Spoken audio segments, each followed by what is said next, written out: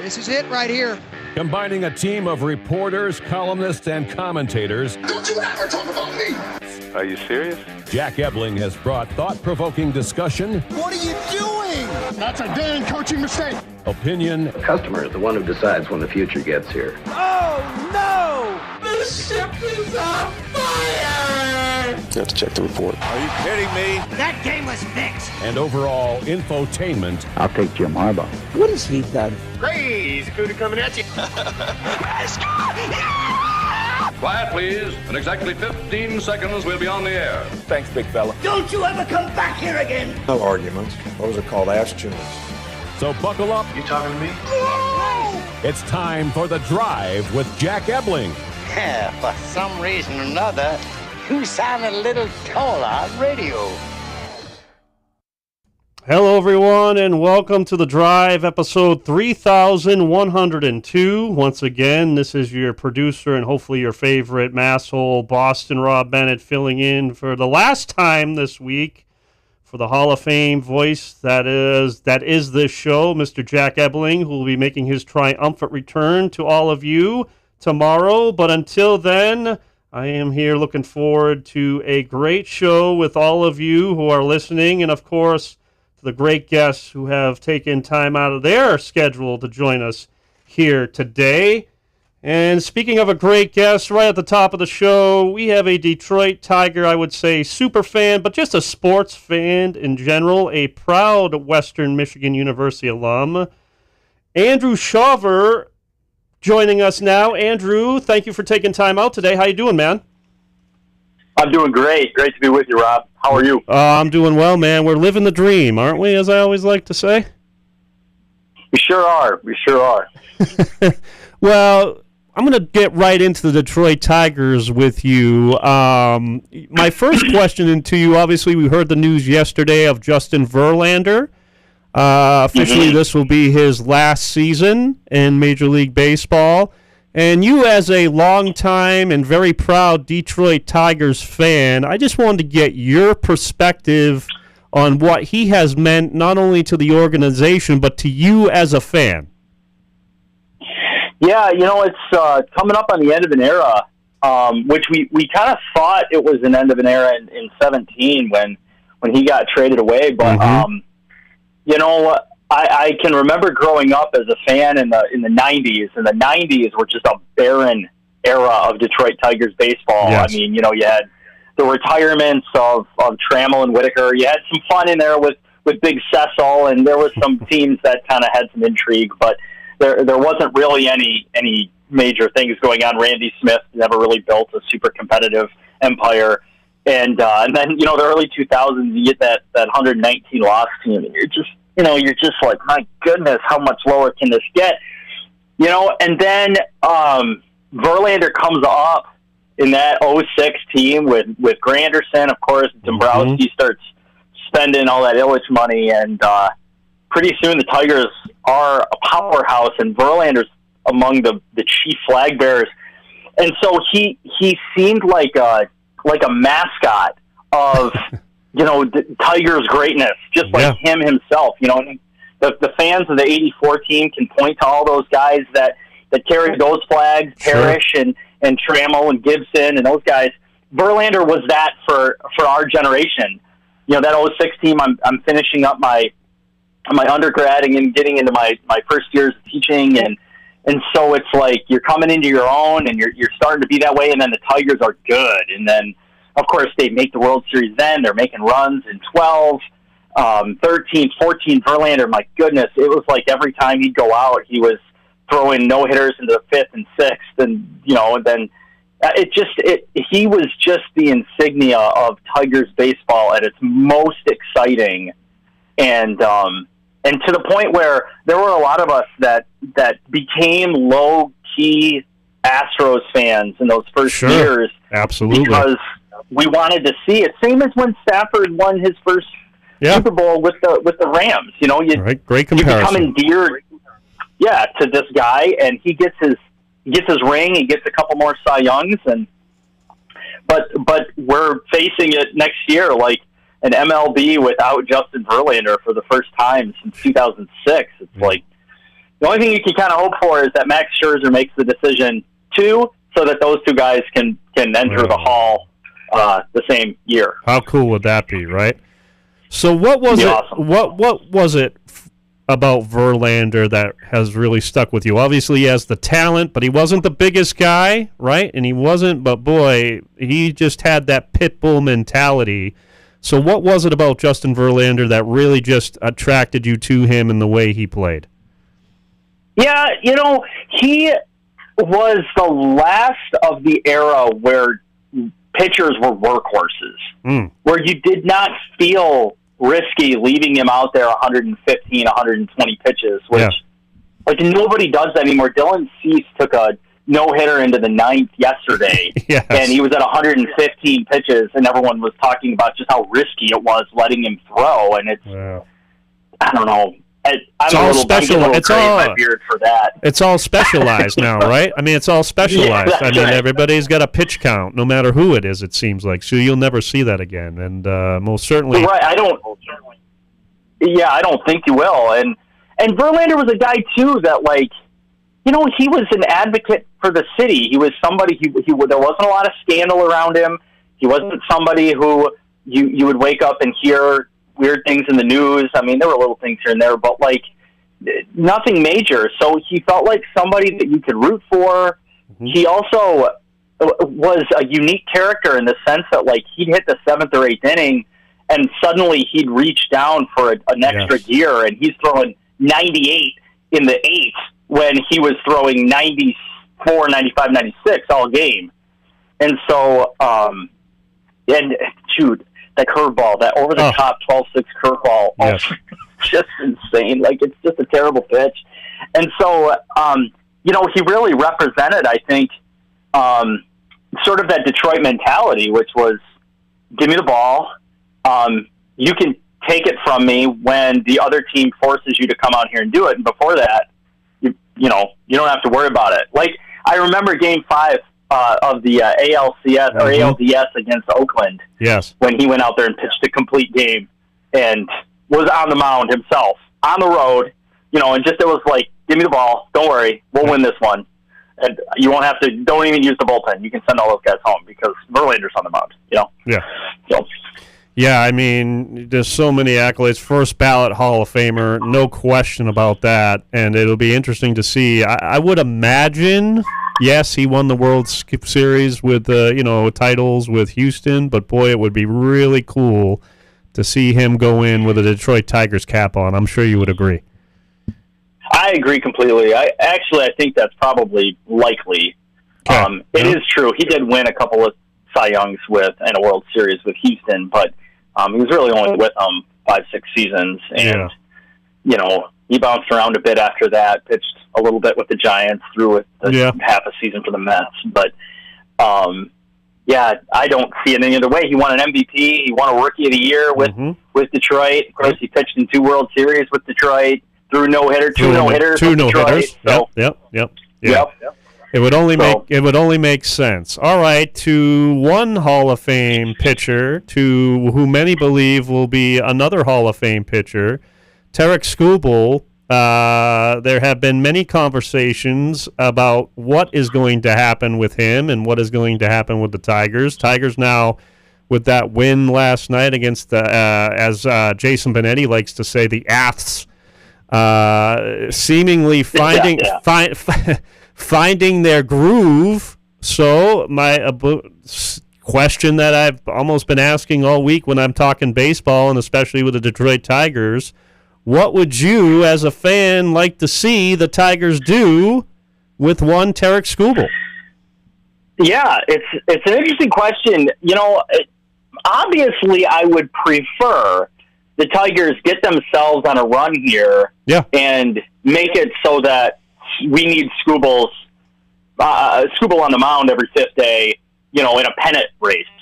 That would be my preference because it means that we've sort of come through this disastrous May we've had, and we're going to be the team everybody kind of expected us to be.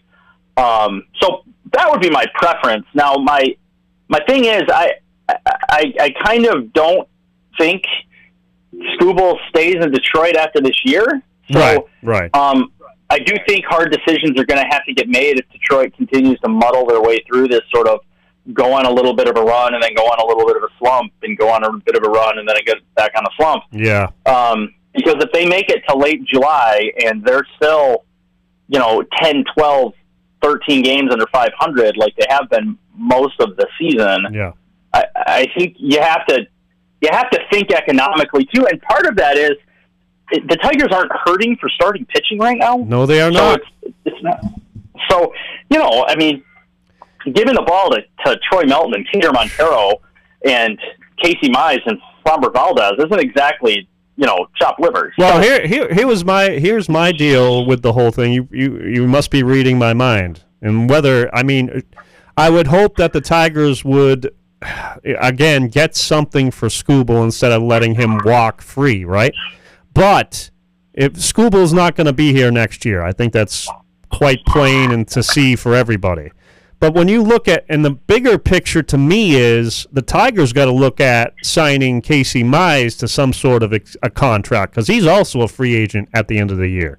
And as you mentioned, Troy Melton, who I think has been unbelievable since coming back from, it seems to have that pit bull mentality on the mound as well. And you talked about Valdez, and then, of course, you got Jackson Jobe, who's down there in the minors, starting to, get his groove back up on the mound. And then let's not forget about Reese Olson coming back from injury, who, when healthy, has proven he can be a third or fourth guy in a rotation, right? So next season, if there is going to be a season next year, right? You're looking at possibly Valdez, you're looking at Melton, you're looking at Jobe, you're looking at Reese Olson. That's a good core group of guys like you said, that's not chopped liver at all. Right. Not even close. And you didn't even mention Kader Montero. And Kader Montero, yes. Who's incredible. Like, that guy will take the ball in whatever situation you need him and throw, just lights out baseball. It's incredible. And I like him. I like him as the closer. I don't know what you think, what you would prefer. He's most certainly proven that he can be a starter. There's no question about that.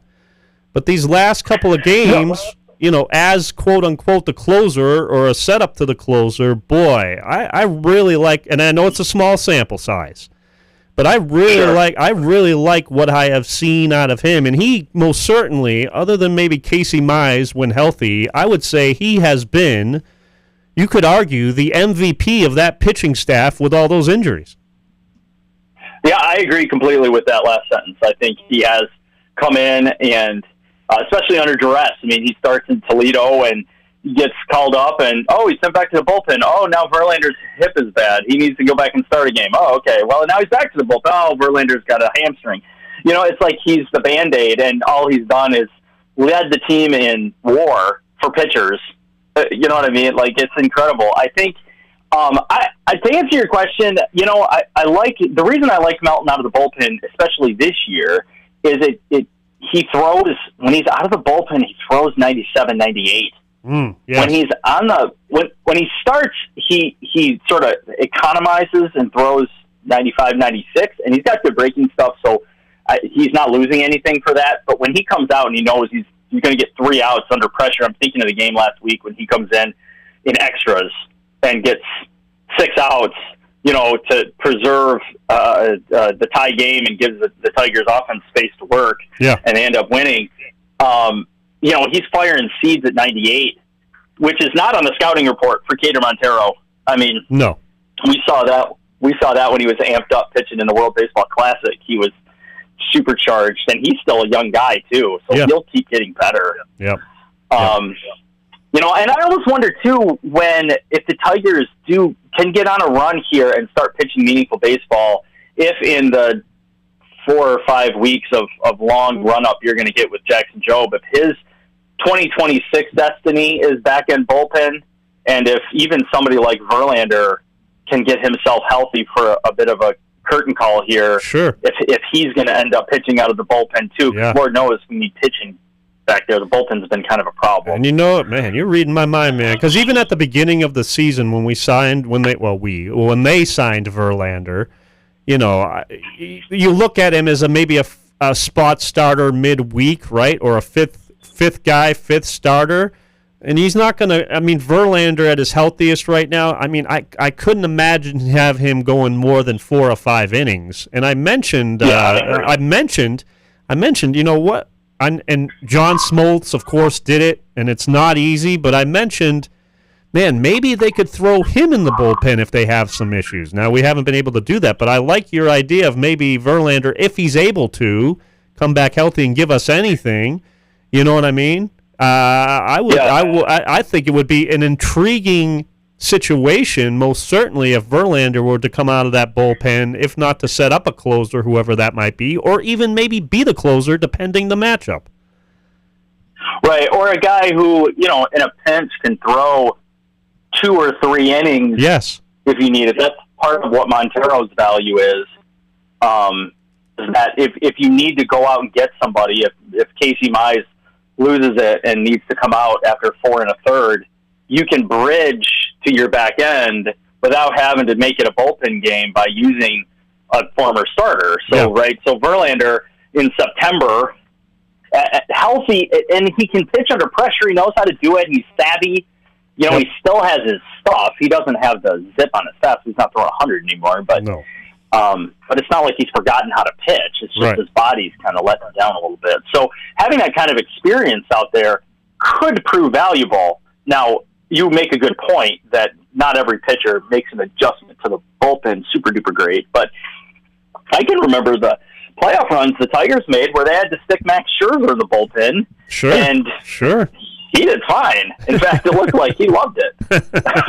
So you never know. Put Verlander in a new spot and tell him, like, hey, man, we can get you a ring. This is your role. I'm sure he would dig right into that. That seems to be his personality. No question about it. All right, with the All-Star game, as we mentioned, approaching here, Dylan Dingler, of course, we'll have to wait and see. I haven't heard anything today. I don't know if you have about his hand. Unfortunately. Yeah, he's listed. X-rays are negative. He's listed as day-to-day. The Tigers did bring up Eduardo Valencia from Toledo as a backup catcher, which meant, unfortunately, they had to DFA Jahmai Jones to make a roster spot. Oh. So, so they are preparing to get through, it sounds like, the rest of the weekend without Dylan Dingler, with Jake Rogers as their starter and Valencia backing them up. Sure. But as far as the All-Star selections, Riley Green, of course, the machine, Kevin McGonigal, because I don't think that man is human at 21, not even 21 yet. And, of course, Dylan Dingler getting the nod. And until the injury, the only complaint I had is I believe, I mean, again, he should most certainly, and I'm not a Detroit Tiger fan, fanboy here, but my goodness, I believe he should have been starting the All-Star game with what he's been doing. But those 3 guys, Riley Green, Kevin McGonigal, and, of course, it would have been Dylan Dingler. Did they get the All-Star voting right with them? Well, the voting, no. Right. As you said. Right. Now, as Tiger fans, I will say Tiger fans have to kind of we can't have it both ways, right? We can't get super excited about Javi Baez starting in center field last year and then get super grumbly when Dingler doesn't. Like Javi Baez started in center field in the All-Star game last year. So, yes, he did. So it's like Tiger fans have to kind of we can't hate the players, we can hate the game, I guess. Well, and I think it means a lot too that fans, diehard fans like yourself, are going to be there no matter what. But the casual fan, once they find out they're 12 games below 500, 11 games below 500, not doing well, I think that hindered it a little bit as well. Yeah, that's probably true. I think they did get it right. The only there's going to be an adjustment made, I suspect, once they settle the pitching. Casey Mize probably deserves a look. And I don't know how this happens because I don't know how you pick bullpen guys out. But Tater Montero really has pitched well enough to get some consideration as well. Now, again, he started the year in AAA, and he's kind of flown under the radar. But he hasn't flown that much under the radar because 2 of his starts have been fill-in games for Justin Verlander that were nationally televised, where Verlander got scratched, and he pitched on Sunday Night Baseball. So, and handled his business, I'll say, both times. So I do think that it's not as far-fetched for Montero to get a look, but it's just the bullpen. There's so many relief pitchers now that it's almost impossible to settle through them. All right, but I do think that they got that right. I think it's an awesome story for McGonigal. Oh, how cool is that, right? He's in Philly. He's from Philly. Yep. I don't know how many tickets he gets, but he's going to get rid of all of them in a hurry. And he's playing Philly. He's playing Philly before he goes to Philly for the All-Star game, so the family can come down to Detroit, or how many family members, whatever that may be. So it's like it's storybook, man. This is what baseball is all about. These type of stories right here. That's right. What did they say in Moneyball? How can you not be romantic about baseball? That is correct. And I actually just watched that movie before I came to work today. So what do you know? Nice. Yes. Very good. Not a way. Yeah. We really are on the same page. Yeah, I guess. Yes, indeed. So who on the Tigers now, who has surprised you maybe as a positive for this team, especially over the last month or so, June, and as going into July? I mean, you could obviously pick out the obvious in McGonigal, the way he's been able to continue his rip through, lineups, and very good defensively, something I think that not a lot of people are giving him enough credit for is his defense as well. But who on the Tigers during this run now with June and July has really maybe someone that you see that isn't getting talked enough about? Well, there's okay. So Spencer Torkelson is a league average player. He is a replacement level player most of the time, but that dude is still just 26. He is still on pace to hit 25 or so home runs, and he's drawing a ton more walks this year than he has been. Everybody talks about Riley. Everybody talks about that with Riley Green, and rightfully so. But you are 100% correct with Spencer Torkelson as well. And another guy is Howie Lee, who, again, his numbers don't leap off the page at you, but part of that is he came up, he was kind of rushed up in the injury flurry of May. Yeah. And it took a little bit to adjust because the transition from AAA to the majors is terrible. But he is settled in. He's finding his power, and he is working at bats. He is getting better at playing high level at second base.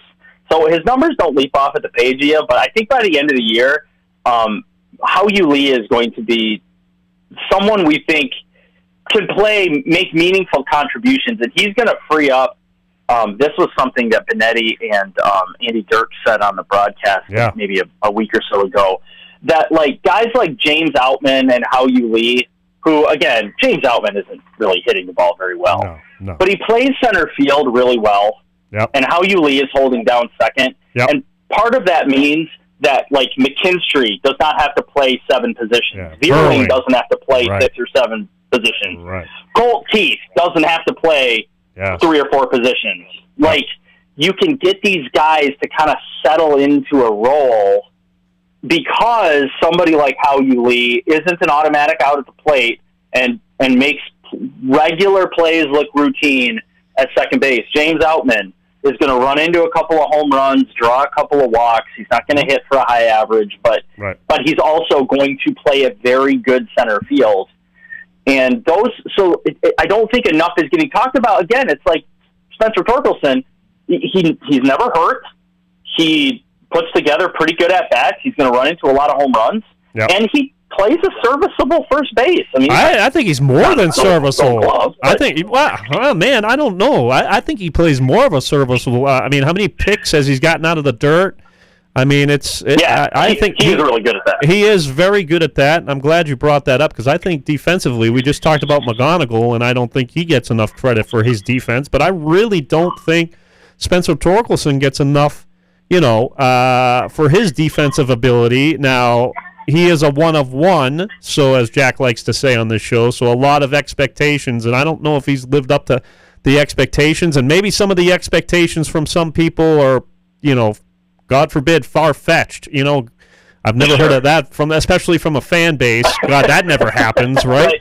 But most certainly, he has most certainly held down that first base line, and that first base, I think, more than serviceable for the ability in such a big man being able to pick like he's been able to do. So I agree with you. And that's been a work in progress. Yes. I mean, yes, sure. He has gradually gotten better and made himself into a guy that you can pencil in comfortably. I don't know if you remember last year during spring training, the Tigers were working Colt Keith out at first base. Yes. Because they were not sure Torque was going to make the opening day roster. Right. And how did he respond? He hit 30 home runs and has made himself impossible to take out of the lineup. Yes. He's played 91 games this year. Yeah. Yeah. And the only person who's played 91 games is Riley Green. So those two guys are pencil them in absolutely everyday players.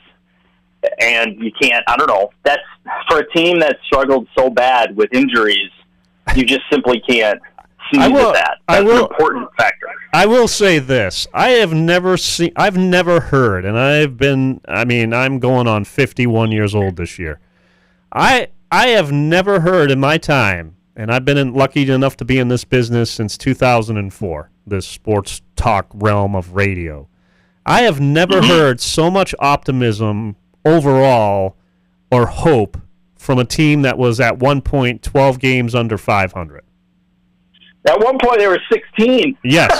Yeah, let's go even deeper. But I've never heard so much optimism. Hey, we can make a run here. And obviously the American League is, put whatever word you want to, non-positive word you want to put in there, and that helps. And that helps, but my goodness, it is nice to hear the fan base, for the most part, not give up on this team, knowing there's a very smart baseball acumen here for fans here in the Michigan area, no question, because it is nice to hear that they're not giving up. Obviously, the trade deadline will be huge, so I will ask you this. I'm not going to ask you will Skubal get traded or not. That's unfair, and everybody asks that. I think I might have asked that earlier, actually. But do you see the Tigers making a move one way or another? Yep. So I do think that they are going to try to find bullpen help if they think they can make a run. If they put themselves in a position, and right now they're a win today from sweeping the No City Athletics. Right. And going into a huge series. And of course, I'm going to be there tomorrow night with Philly. And if they can take 2 of 3, if they can get a win tonight, take 2 or 3 from Philly, they go into the All-Star break with a ton of momentum. Well, they're the hottest team in the majors then. They're the hottest team in the majors.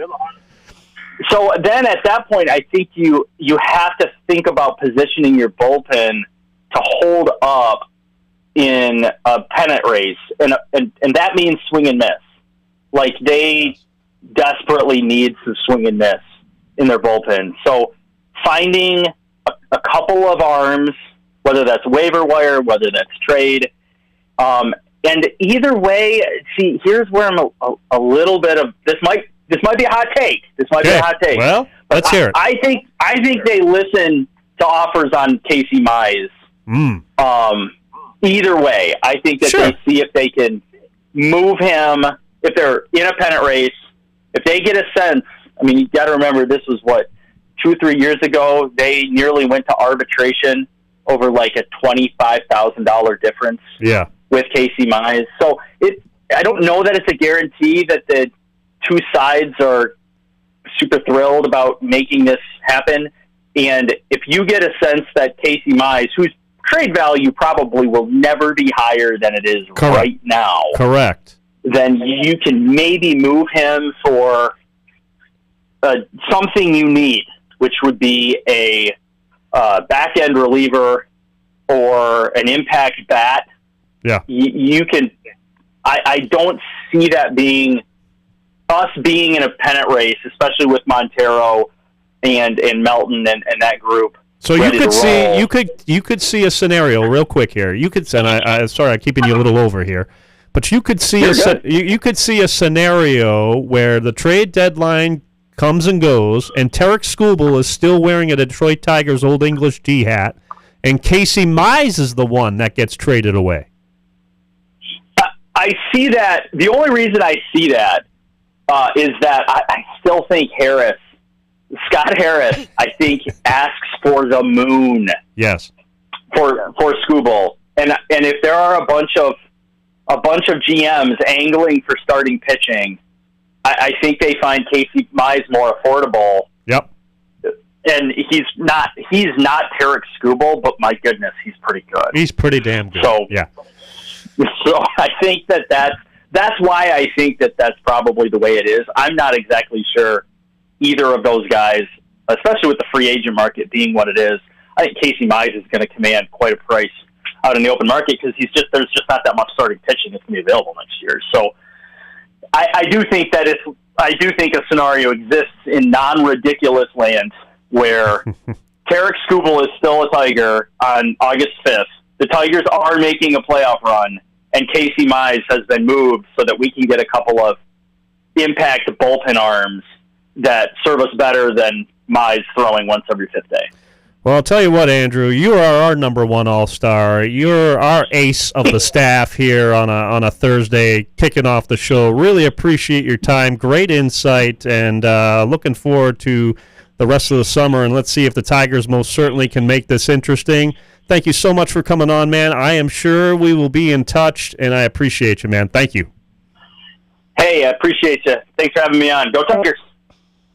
All right, that is Andrew Shawver joining us at the top of the show, giving his breakdown or what he thinks or maybe will happen with the Detroit Tigers as the dog days of summer are right ahead. Although the way the temperatures have been over the last month or so, month and a half, my goodness, the dog days of summer are here. Exciting times to be a Detroit Tigers fan, making a little bit of a noise. Still not out of it, and like we've been talking about, looking to make maybe a huge impact one way or another during the trade deadline, and looking forward to a great All-Star weekend as well. All right, we will be back. We're going to switch from the diamond to the hardwood. The voice of Michigan State women's basketball, Dalton Shetler, will join us. We'll talk a little hoops.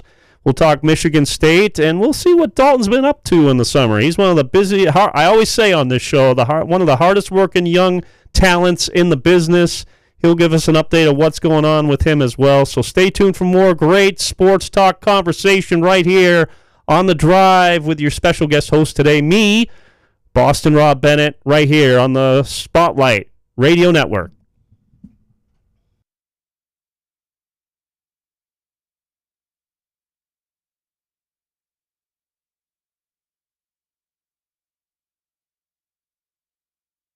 Jack Ebling here with my good friend Matt Sloan at Graf of Okemos. Spring is here, and so is good news for lease customers. You got that right, Jack. Pretty exciting news, both at Nissan and Chevy. We have a lease pull ahead starting right now. So if you're bored with your lease, too many miles, close to too many miles, you just want to get out because of a high payment, bring it in. We'll get you out of your lease and get you into something more exciting. Stop and see Matt and the gang at Graf of Okemos. They're making friends. So, it's been a while since you've had your jewelry cleaned and inspected, right? Where will you go and who will you trust with your most valuable and treasured heirlooms? At Meadowar Jewelers' 4 locations in Lansing, Okemos, Jackson, and Portage, jewelry isn't just our job, it's our passion. Each and every piece entrusted in our care is thoroughly inspected by our trained staff against damage or normal wear. And we offer you, our customer, the highest level of quality on repairs and custom designs. Whether it's worn out prongs, channels, or shanks, it's all handled with incredible care. Meadowar Jewelers in Lansing, Okemos, Jackson, and Portage want to help you preserve your memories and offer you options on creating new ones. Come in today for the cleaning and inspection of your jewelry. We continue to work hard every day to earn your confidence and trust. Meadowar Jewelers. Dean Transportation is looking for compassionate people to join our team of school bus drivers and attendants. Visit deanjobs.com to see all openings. Dean Transportation provides paid training to obtain a commercial driver's license, increased starting pay, comprehensive benefits, and flexible schedules with no weekend shifts. No experience needed. Apply today at deanjobs.com and train for back to school season. That's DEAN jobs.com. Jeremy, I gotta ask, how do you always know where to go on the weekends? Easy. One North. It's basically my cheat code. What's going on there? Live music every Friday and Saturday night, DJ trivia during the week. There's always something happening, Jack. So I don't have to keep texting you for plans? Nope. Just follow all 3 One North locations on social media. Lineups, times, everything's right there. That might actually simplify my life. That's the goal. When you're looking for something to do, One North's the move. All right. See you there this weekend.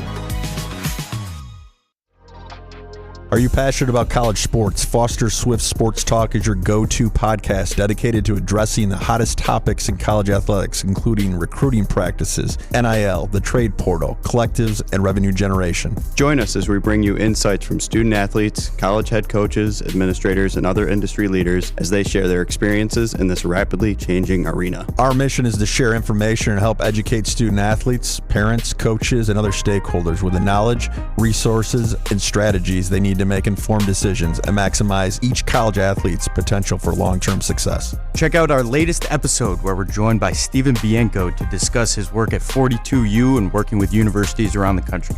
Like and subscribe to our YouTube and Facebook pages to watch all of our episodes, or you can give us a listen on any of your favorite podcasting platforms by simply searching Foster Swift Sports Talk. Until next time, I'm your host, Dave Russell.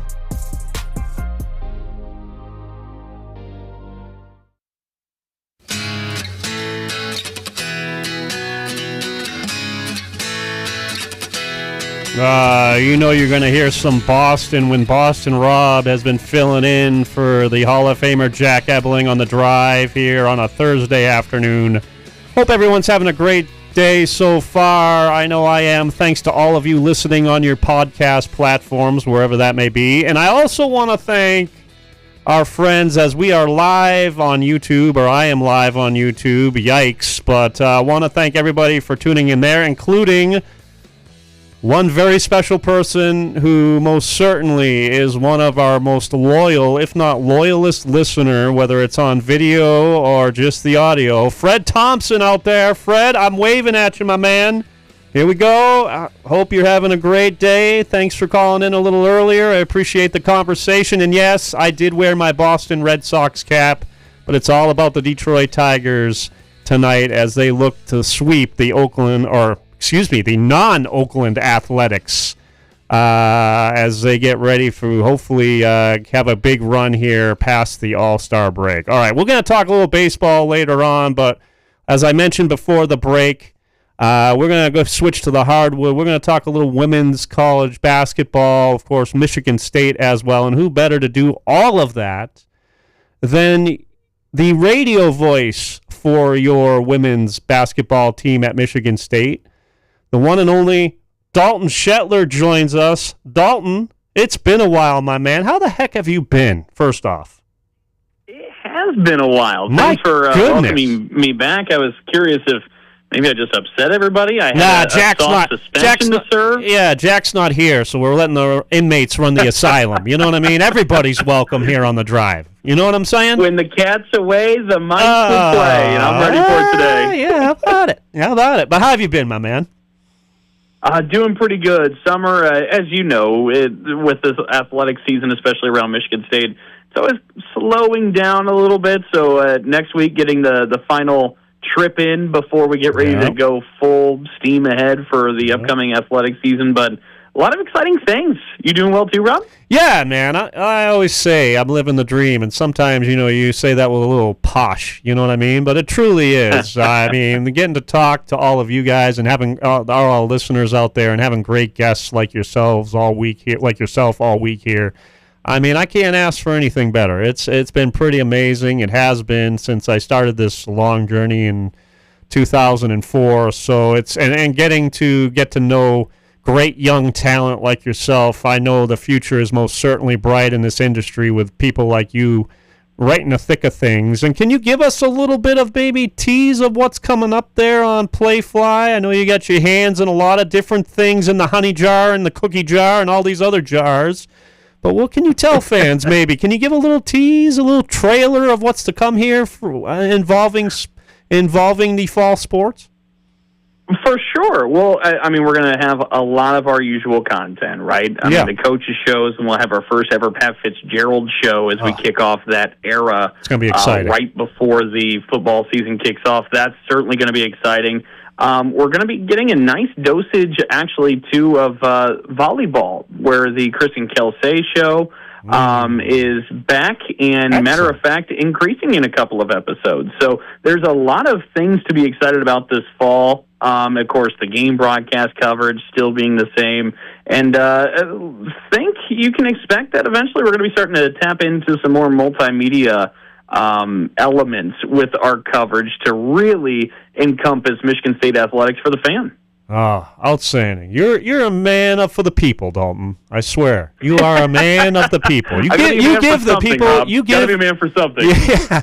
You give the people what they want. You really do. And I know you have you're part of a great team there at Playfly, and I know you got some exciting stuff, so I can't wait to see what's yet to come. And you know what's exciting is this women's basketball team. Obviously, a big-time local recruit coming in. We've talked about her. I know Jack is very excited about her coming in, and the excitement continues to grow, and she will be with a couple of veterans in the backcourt returning to Michigan State, correct? Absolutely. I think you're talking about, of course, with the freshman being Lily Williams coming in, a McDonald's All-American, 6'5", athletic, can dunk. I mean, there's so many exciting elements about her. But maybe the most exciting, Rob, is in talking with a couple of coaches throughout this off season.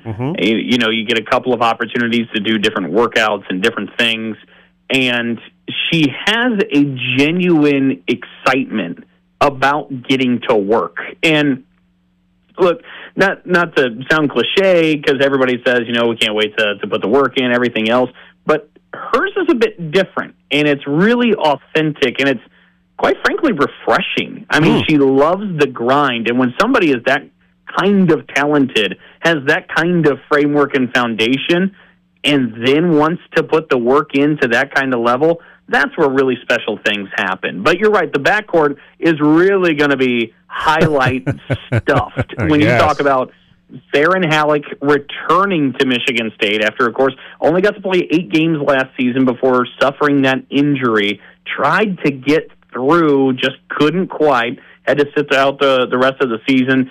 She comes back for this next upcoming year. As she sits right now at 932 career points. Surely should be joining the 1,000-point club. But again, her quickness, you could say she is, for my money, she's top 2 in the Big Ten in speed.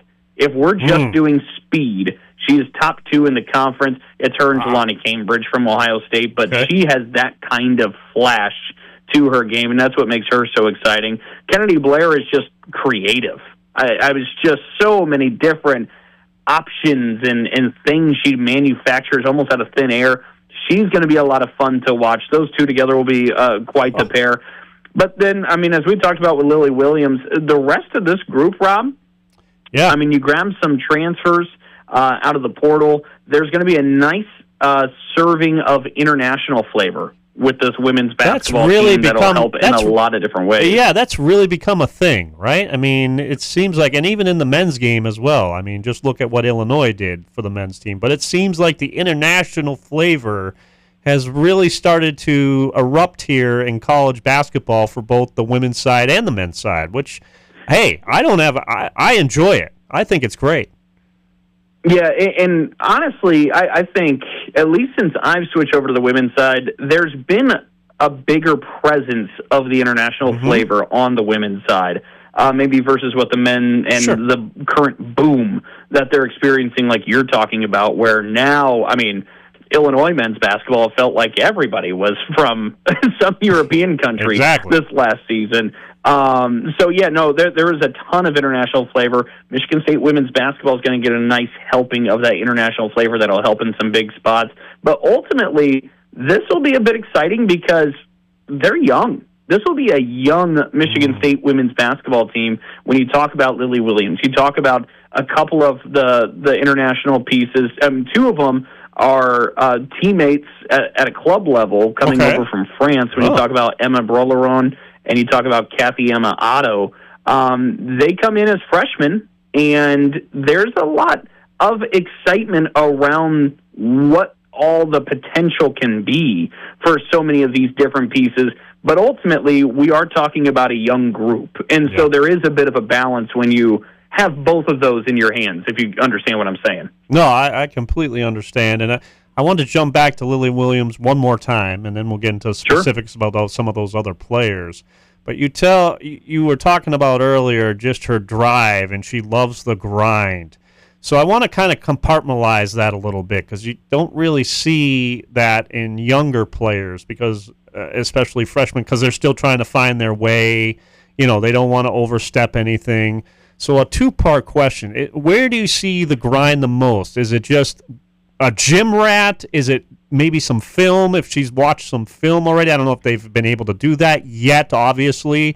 And then the next question is, obviously a lot of hoopla with her coming in, and rightfully so, but what are some realistic expectations for her in her first season wearing the green and white?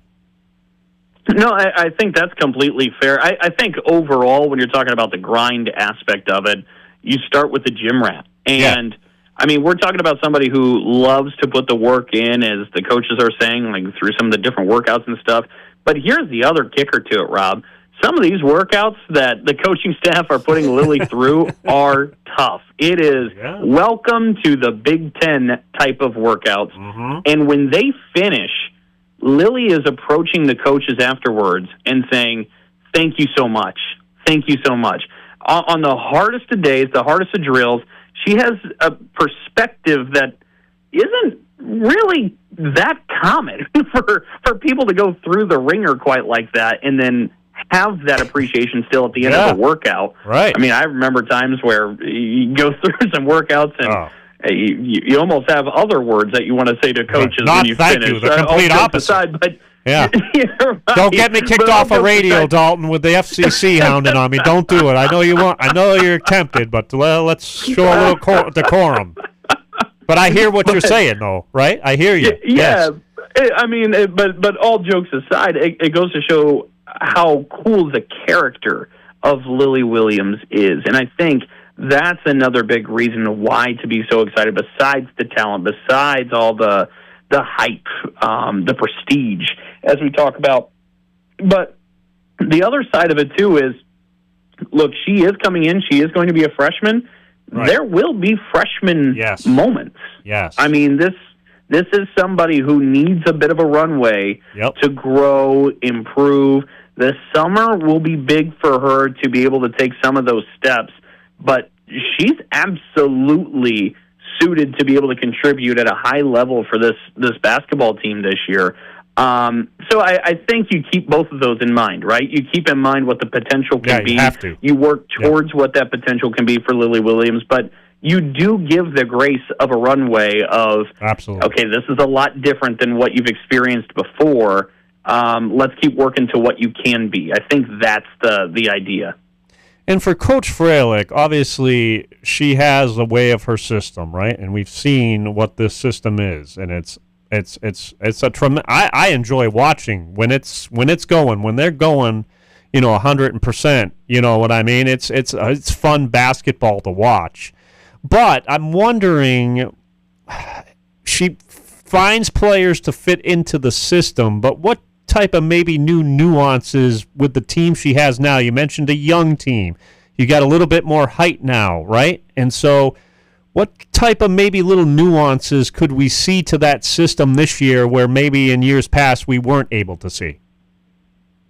Well, I think that's where some of this will get pretty interesting because you're right. There is a system, and it is turn you over, take the ball the other way, go score, play fast. I mean, through November, this team was averaging well north of 90 points a game this past season because they turn you over and they go score right away on the other side.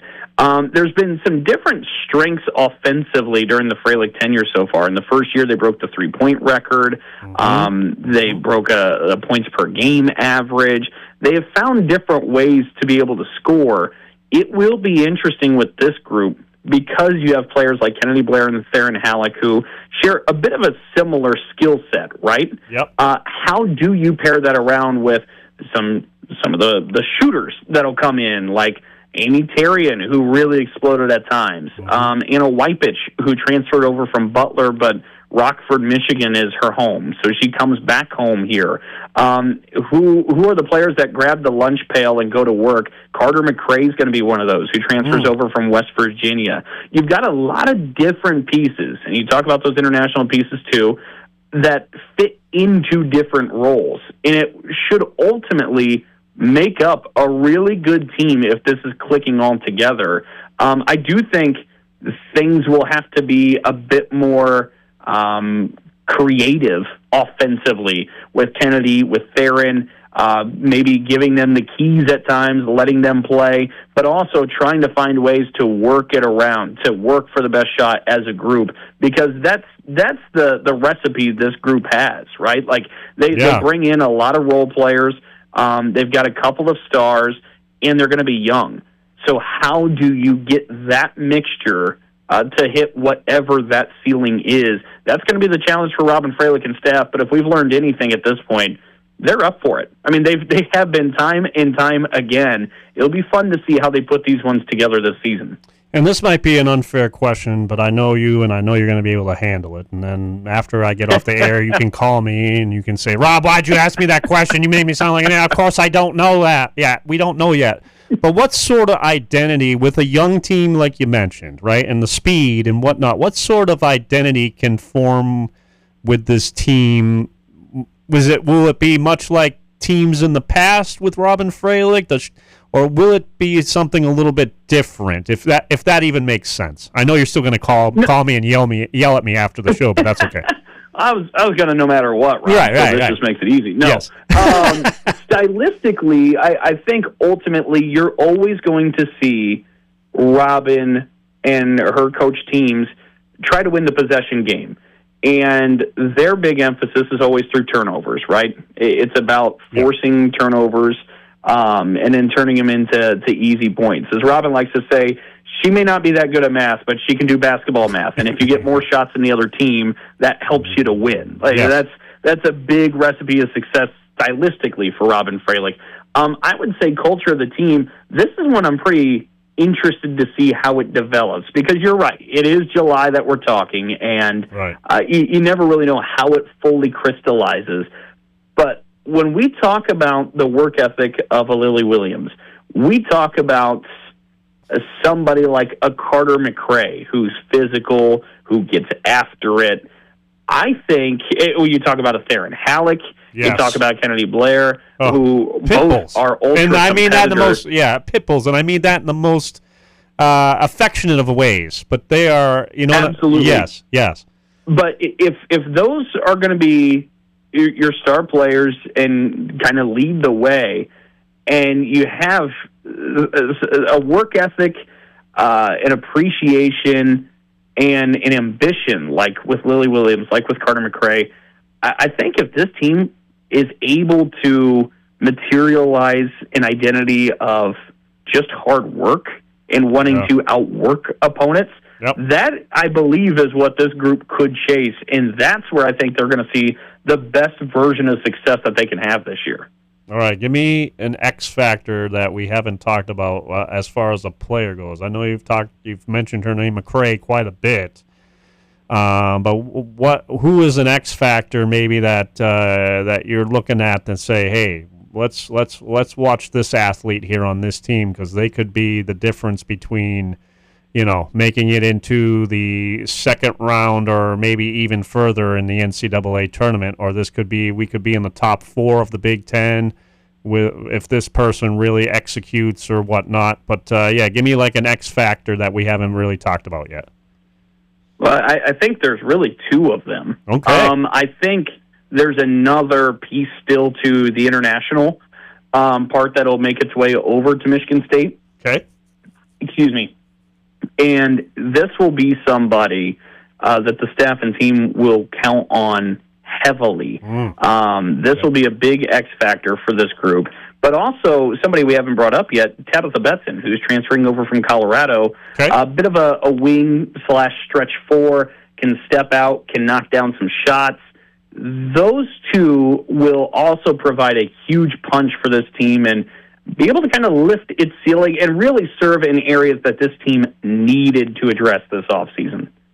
So with that being said, looking into it, and obviously this is July, I understand, but the depth of this team, do you see possibly having a major improvement from maybe years past? Well, honestly, I thought last year had a lot of depth. Of course, it ended up suffering some injuries, but it was the deepest group that Robin Freilich had since she got here to Michigan State. I think this group also has a lot of depth. The difference is you don't have maybe like a Grace Van Sloot. Well, the experience, right? You don't have the experience. 1,700 career points in pocket, stepping out on the floor, and now is suited up with Caitlin Clark and the Indiana Fever every night. Yeah. You don't have that, but there are honestly, you could almost say a limitless supply of really good role players on this team. Okay. Now, the key just is for the staff, can you get all of them to connect? Because the thing we've learned, the Big Ten, there is no grace. There is no mercy. I mean, this is a league that just won the national championship, and it puts in about 12 teams a year before we expand the NCAA tournament into the big dance. Yeah. So you're going to have – there are no nights off. Like, you will have your work cut out for you, and this group just will have to go out and continue to knock off one by one in the Big Ten. Yeah, and this is for another podcast for another day, but I am not a fan of the expansion, Dalton, for either side, men's and women's for sure. I'm just not a big fan of it, but we'll discuss that at a later time. So just looking at it, I don't even know if you have looked at it. Big Ten, you expect maybe to be once again, if not the top conference in women's basketball this year? I do. I think it'll be right there. I think you can have the argument year over year, and it's all about perspective. If it's Big Ten or SEC, I think it is a 2-horse race, though, and there isn't much of a question.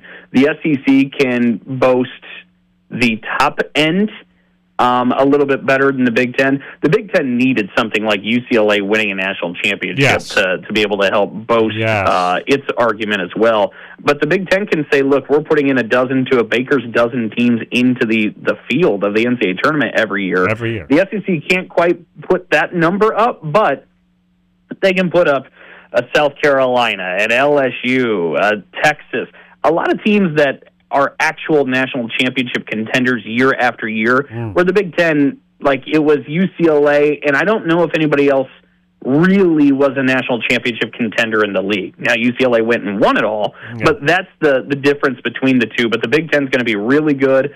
Do you see that gap, though? Do you see? I feel like you answer this question like every year, whether it's from here or from Jack Ebling or any other reporter asking you a question.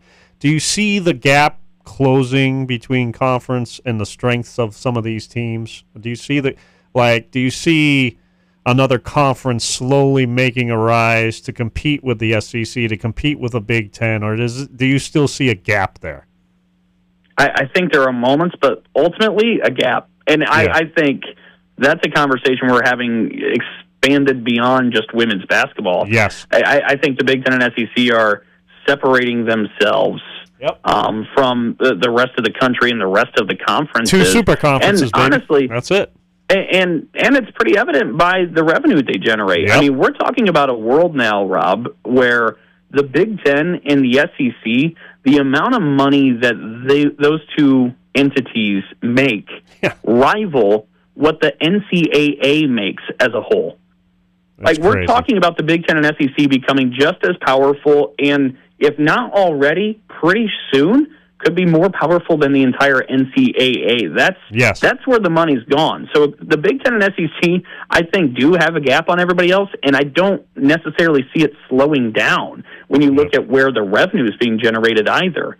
So that part is really fascinating beyond just women's basketball. But to answer about maybe the national championship type of contenders from the Big Ten this year, honestly, USC looks really good. Juju Watkins returned after that torn ACL, did not play last year.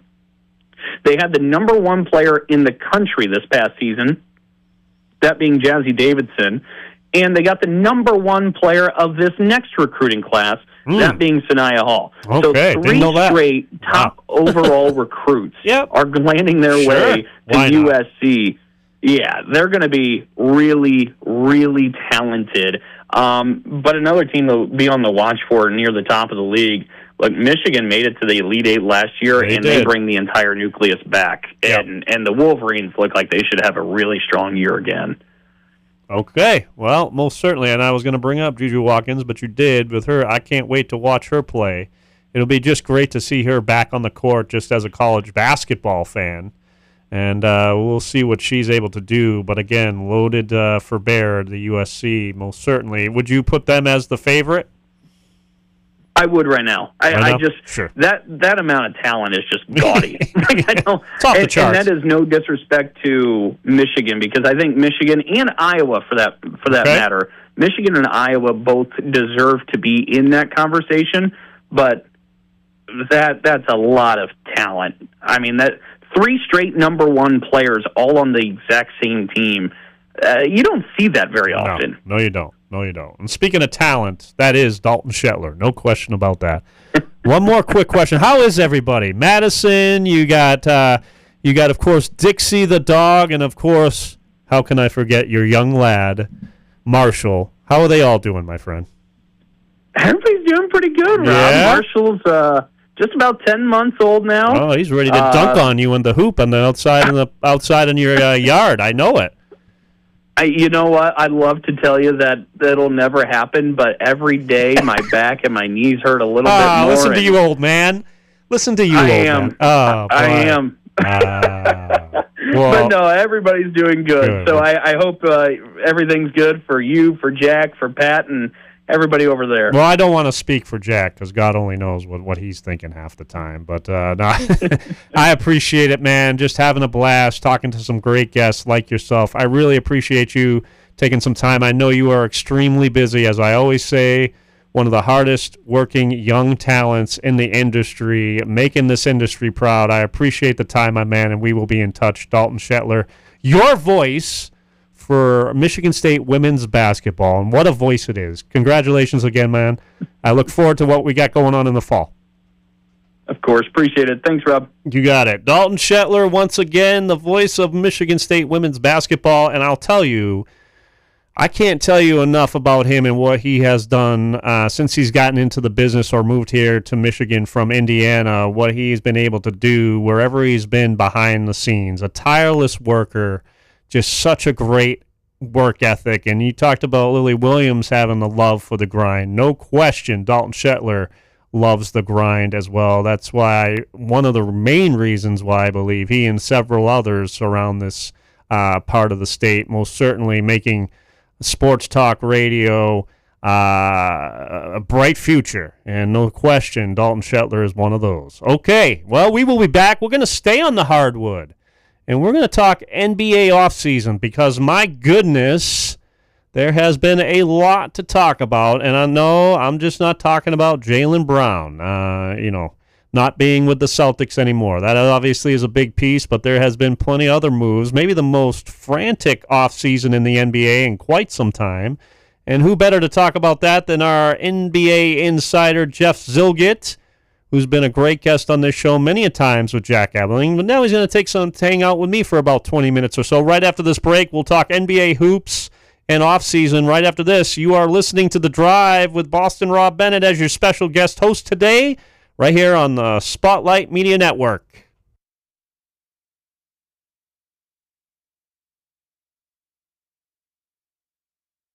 Dean Transportation is looking for compassionate people to join our team of school bus drivers and attendants. Visit deanjobs.com to see all openings. Dean Transportation provides paid training to obtain a commercial driver's license, increased starting pay, comprehensive benefits, and flexible schedules with no weekend shifts. No experience needed. Apply today at deanjobs.com and train for back-to-school season. That's DEAN jobs.com. Jeremy, it's finally patio season. About time. And not just any patio, Amy. One North patios. We're talking sunshine, cold drinks, and that perfect I should have left work early vibe.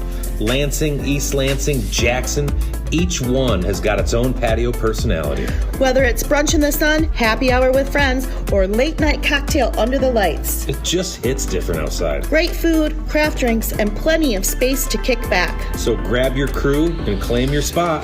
One North Kitchen and Bar, your table's waiting. Outside. Let's go.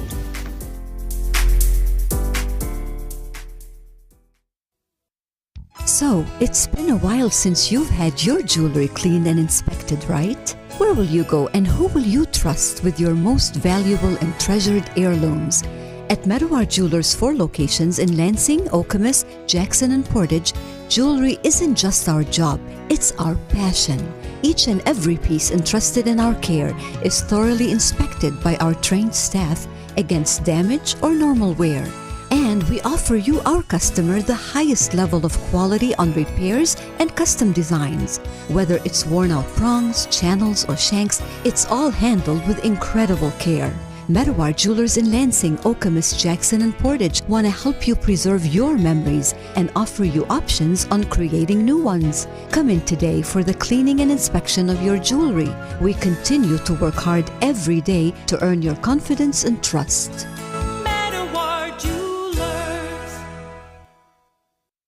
Jack Ebling here with my good friend Matt Sloan at Graph of Okemos. Spring is here, and so is good news for lease customers. You got that right, Jack. Pretty exciting news, both at Nissan and Chevy. We have a lease pull ahead starting right now. So if you're bored with your lease, too many miles, close to too many miles, you just want to get out because of a high payment, bring it in. We'll get you out of your lease and get you into something more exciting. Stop and see Matt and the gang at Graph of Okemos. They're making friends.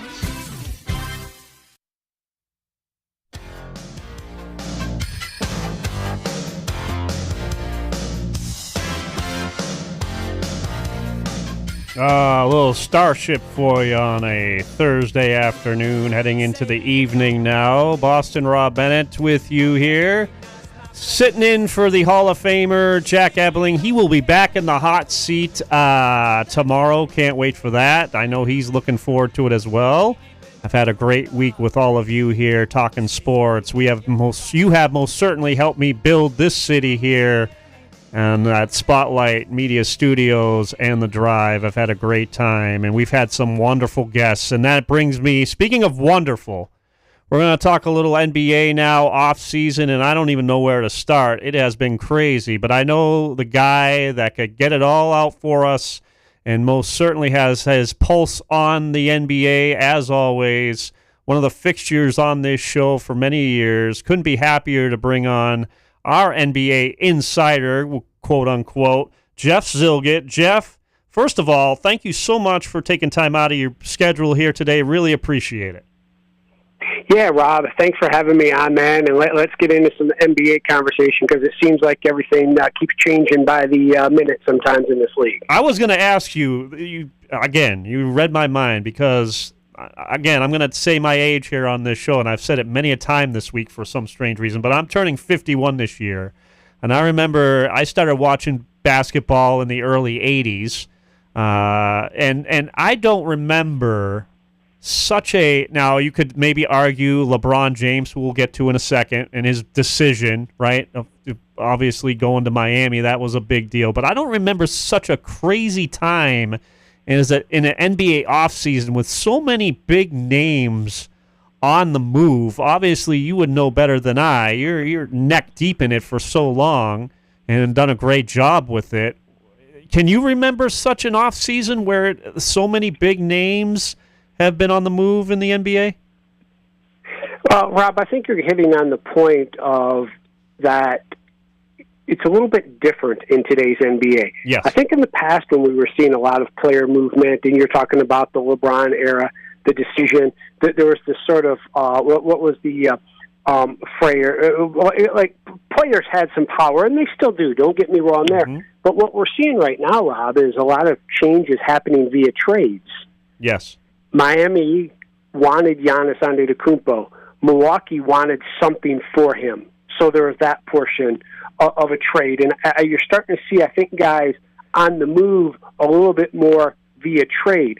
Jaylen Brown from Boston to Philadelphia, with Paul George going Philadelphia to Boston. You have even on a lesser scale, but still important in the scheme of things, Walker Kessler's deal with the Lakers was part of a sign and trade. Yep. And so that's what I think you're seeing a little bit more of now. And really, Rob, too, and I don't want to get too in the weeds with collective bargaining because people's ears start to shut, and so do mine. Yes.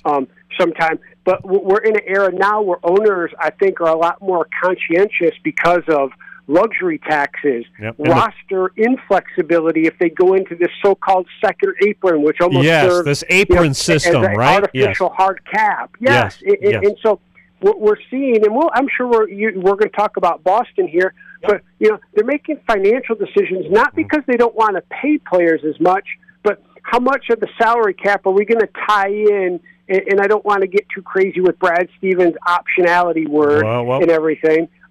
But we're going to get there, and I also think, Rob, I think teams are looking at this as how is this going to impact me for the next 4 or 5 years? Because how long ago was it, Rob, and I'll wrap up this point, when Denver won a championship and we thought they were going to be in the driver's seat for a few more years and haven't been back to the finals. Then Oklahoma City wins one, and we think, well, they're young, they're going to be able to do it. Correct. And we haven't had a repeat champion in almost a decade now. It's hard to get back to the finals. And so teams are trying to figure out how to manage a roster in this era of a salary cap. Well, and we're going to get to the Jaylen Brown. We'll get it out of the way right now. Because if you can give me a moment or two, because this is when I first heard of this trade, obviously, my first reaction, because everybody wants an instant reaction. When you look at what transpired, I mean, me as a fan, I was not happy with what was happening. I wasn't happy with what was going down. Now, as I sat back for a minute, I took a day or two because I told Jack I did not want to talk about it until on the show, because he was all texting me crazy when this was going down. And I said, nope, I'm not going to talk about it. I'm going to take a breath for a minute. And I understand why this happened, right? Because you hit the nail on the head with it's a business. We understand that, and you cannot have two players that are hampering your financials, your cap, or whatever you want to call it. I mean, between Jason Tatum and Jaylen Brown, that was over $600 million wrapped up in two players, and you can't do that, right? And the Celtics. Go ahead. No, Rob. Here's what I think about that. It's difficult. It's not that they don't want to spend the money. It's that you can't tie it up in two players. Because what we're seeing right now is, and Boston's one of those other teams, Rob, when they won a championship a couple years ago, didn't we think, well, look at Jaylen Brown, Jason Tatum, they're in the prime of their careers. They're going to win a few more, okay? And it hasn't happened. And so if you're looking at the teams that just got to the finals, there was depth, there was roster flexibility. You weren't, and again, those teams will have decisions, including Oklahoma City, because they're going to have to pay guys, or guys are going to want to get paid. And so that's sort of what's spurring player movement a little bit differently than the player agency or player empowerment. That was the phrase I was looking for. And so Brad Stevens looked at it and says, I can't build a team with 2 players making X amount of dollars per season under salary cap rules and then fit 13 other guys on the, I know you can sign the two-way guys, but the 13 other guys that make up a 15-player roster and have a team that can compete for a championship after watching what just happened. And so that's a lot of what this comes down to, Rob. There's new ownership in Boston. I don't think I don't think it's a thing where, they don't want to pay money. Correct. They just don't want to have it tied up in can't have it and I guess, we're making fun of Brad's optionality phrase, Brad Stevens, but he needs options, and I think that's what we're looking at right now, and teams are trying to figure that out. So I'm with you, Rob. On the surface, I don't like the trade. There's been a lot of success with Jaylen Brown and Jason Tatum in Boston, including a championship, conference finals, and I don't think there's a problem between the two of them as people try to make it out. They don't have to be best buddies off the court and everything. And so you look at it from that perspective, and you look at the return they got, and you get an aging Paul George. And so, is it one of these situations where you take a step backward to go forward? Yeah, and here's the issue that I have. Right, this is the issue that I have, and maybe this was, we got to make a move, because I'm still trying to fathom the Philadelphia. Now, if I'm Philadelphia, I'm going for it, right? But if you're giving Jaylen Brown in his prime. I mean, he was an MVP candidate. We all know what he did without Jason Tatum last year. You mean to tell me that Brad Stevens and those guys couldn't get a package from a Denver, from a Houston, from whatever team you want, but you had to go to Philadelphia, a team you're going to see 4 or 5 times in the regular season, a team that you could very well see early on in the playoffs if you make the playoffs, and that means to tell me that, and the rumors were going around that Brad Stevens and the staff and his people were looking for 4 first-round picks for Jaylen Brown, but that means to me that Jaylen Brown, for whatever reason, whether it's analytics, and I know the Celtics are big into analytics, that Jaylen Brown wasn't as wanted around the league if that was the best package that Brad Stevens and the Celtics could get for him. Does that make sense? It does, Rob, and I think there was probably, I don't know if subterfuge was the right word here around the league, but obviously, Rob, when you're talking about the analytics angle, that started to pop up. And then I can't remember if it was Bobby Marks from ESPN who first said it or tweeted it, whatever it was, is that people around the league were hearing from the Celtics that they felt that analytically Jaylen Brown was the 7th best player on the team. And then you started to, and that doesn't make sense, Rob. No. Okay? The Celtics were not a better team without him. I know they won games without him, but I think everything needs some context. Yes. And so I think that narrative started to build. And then they looked at, in combination with what he's getting paid and probably what he'll want to get paid on his next extension. Sure.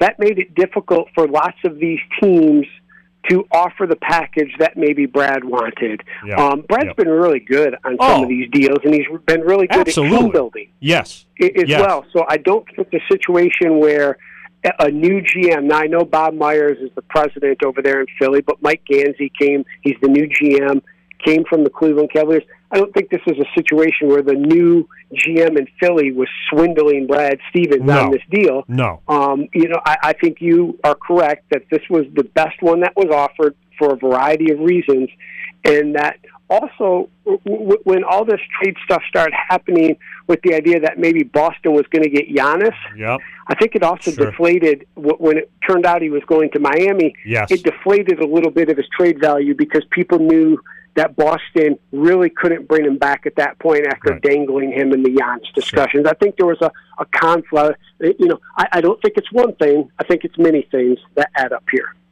All right, so let's move on now.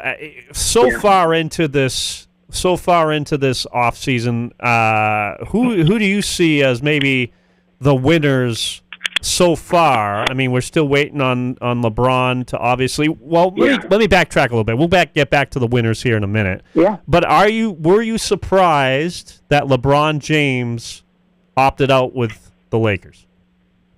Not blindsided. Let's put it that way. Okay. Rob, I think we started to sense the way the Lakers were moving with some of the stories that were out, that they were planning a future with Luka Doncic being the star. And LeBron had acquiesced. There's no doubt about that. But I don't think as those discussions progressed, and we're starting to hear some of this leak out a little bit as well, that the Lakers were counting LeBron as part of the future when they were talking with Luka or when they were doing their internal planning.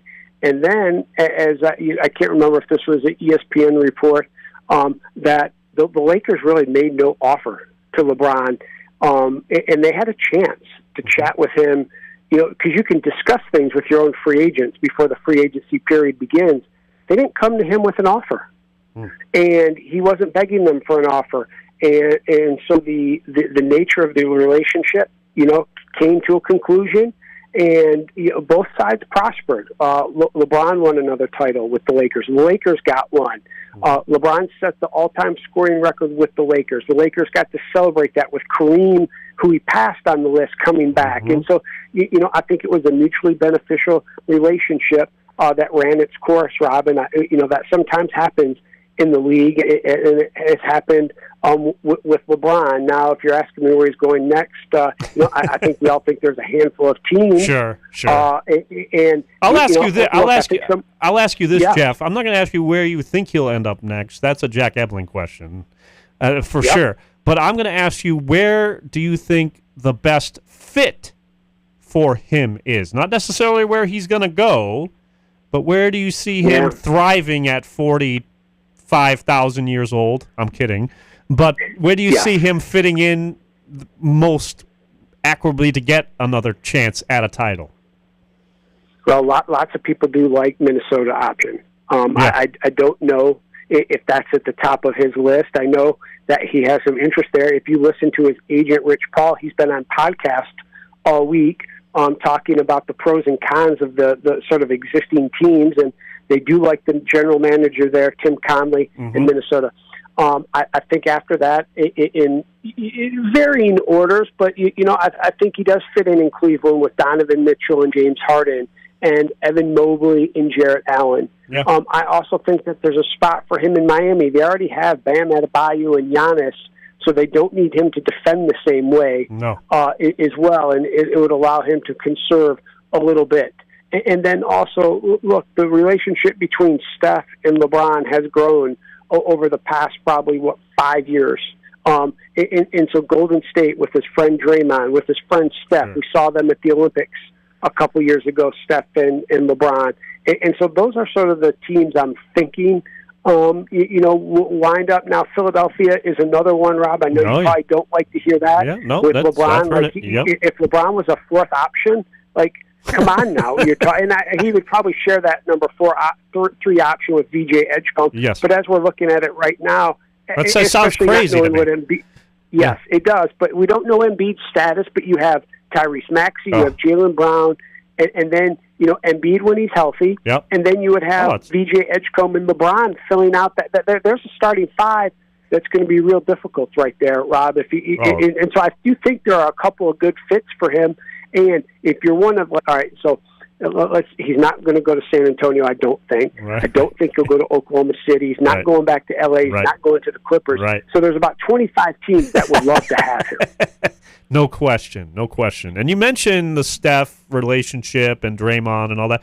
So this brings me back a little bit. We talked about the tier levels now, or the aprons, right?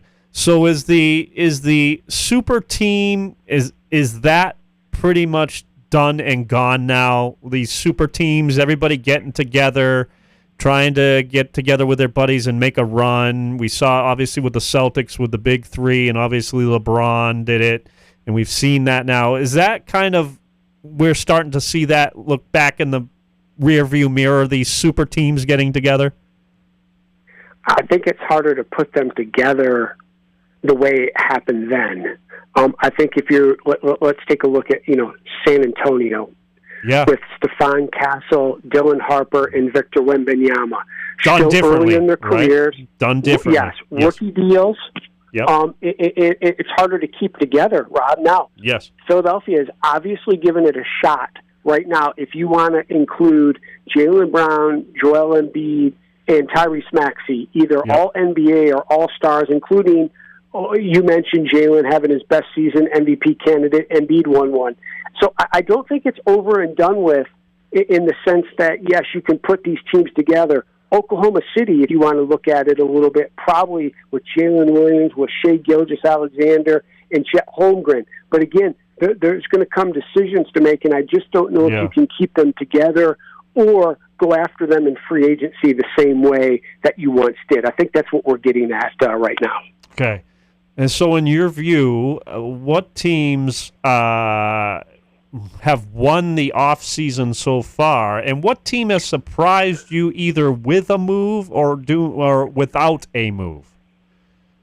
Yeah. So, Rob, this is not going to be music to your ears. I'm ready, though. I do think Philadelphia has won the off season. Yes. When I'm drilling down a little bit more with it, I think the Miami Heat, by the Giannis Antetokounmpo sweepstakes, were pretty huge in there. I know I mentioned Philly. I thought there was a couple low-key signings with Anthony Simons and Dean Wade going to the Sixers, sort of filling out that depth right there. I've not been enamored with the Lakers' moves so far. I don't know if they're a better team than they were at the end of last season. And the West is continually a deep team. Look, one team, Rob, and again, I don't know if they won the offseason, but Indiana's going to look a lot different when Tyrese Halliburton returns. And they get Kelly Oubre on a really good deal. And they have one of the best coaches in the NBA in Rick Carlisle. So that's going to change a little bit. I thought San Antonio, for not having to do a lot, they go out and get Tobias Harris. They bring back Harrison Barnes, and then they get they re-sign Julian Champagnie to a deal. And so I thought that keeps them in the mix, and it probably, with the Tobias Harris deal, adds some veteran presence that they were sorely missing in the finals. Doesn't mean he needs to be their scorer, but you need someone to calm that team down a little bit. And so that's what I'm looking at right now, Rob, for a couple of the teams. And look, we're really going to have to wait. I thought Toronto had a nice off-season, but now with the news today that the Kawhi Leonard deal that will send him from the Clippers to the Raptors is sort of in a holding pattern, because if there's any punishment levied on Kawhi Leonard through the investigation into the Clippers, that Toronto may rethink that deal.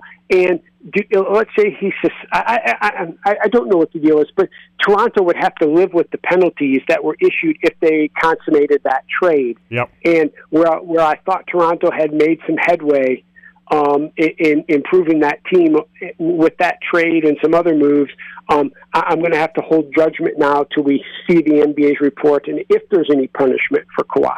All right, last question for you, because I am here in the beautiful downtown Lansing. Yes.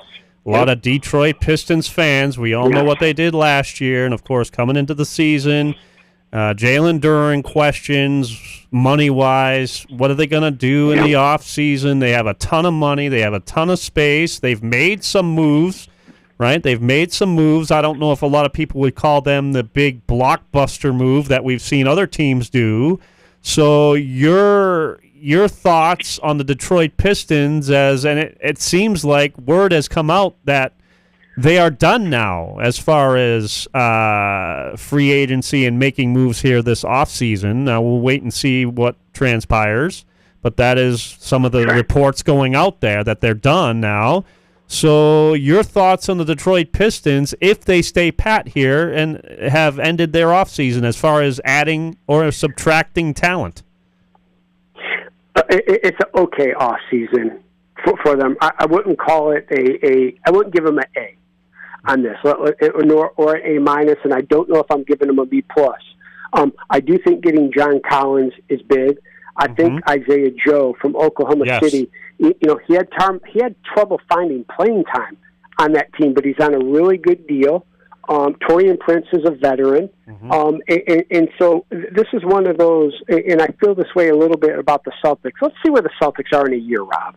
Sure. Okay? Yeah. That's sort of how I feel about it. Like, I know that isn't the hot take, but let's see what happens when the Pistons start playing games. And there needs to be some resolution to the Jalen Duren thing. Yes. One way or the other. And so whether they're done right now, whether they're done at the trade deadline in February, we'll see. But I want to see. I think the Pistons learned, and they saw this from the Knicks, is one, we need some experience.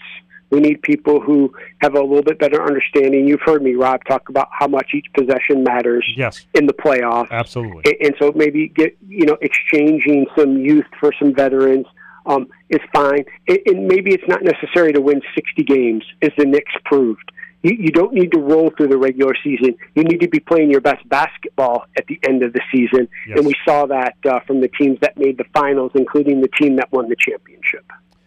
Well, Jeff Zillgitt, you will always be, and you have been, and you will always be our all-star first ballot Hall of Famer, and there's no trade exception allowed here with you here on the Drive with Jack. That is most certainly true, and I want to thank you for taking time out of your busy schedule and having a conversation over the NBA offseason here with me today. I really appreciate it, my friend, and thanks again, and we will talk soon.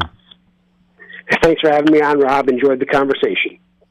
Jeff Zillgitt, our NBA insider. Boy, he's been covering the NBA for such a long time and does a great job with it. Well-respected journalist, and rightfully so. Just so happy we were able to get him on today to talk a little NBA offseason, because it has been quite crazy, and it will continue to do so as we continue to wait to see where LeBron James ends up. A lot of people call him the GOAT, and you most certainly can do that. And going on another team, they most certainly is doing that also, and that's GOAT. All right, I digress. We'll be going to come back in our last segment of the day. We're going to go back to the Diamond and talk a little baseball with the host of Baseball This Week, Jim Stark, who is supposed to be coming into the studio as we speak. Hopefully we'll have him in as well. We'll talk a little Pistons with him as well, and maybe a little Red Wings. He is one of our Detroit correspondents as well. So stay tuned as we head closer and closer to the end of the last segment of today's show. Hope everybody is having a great time, a great Thursday, and we'll be back with more great sports talk right here on the Spotlight Radio Network.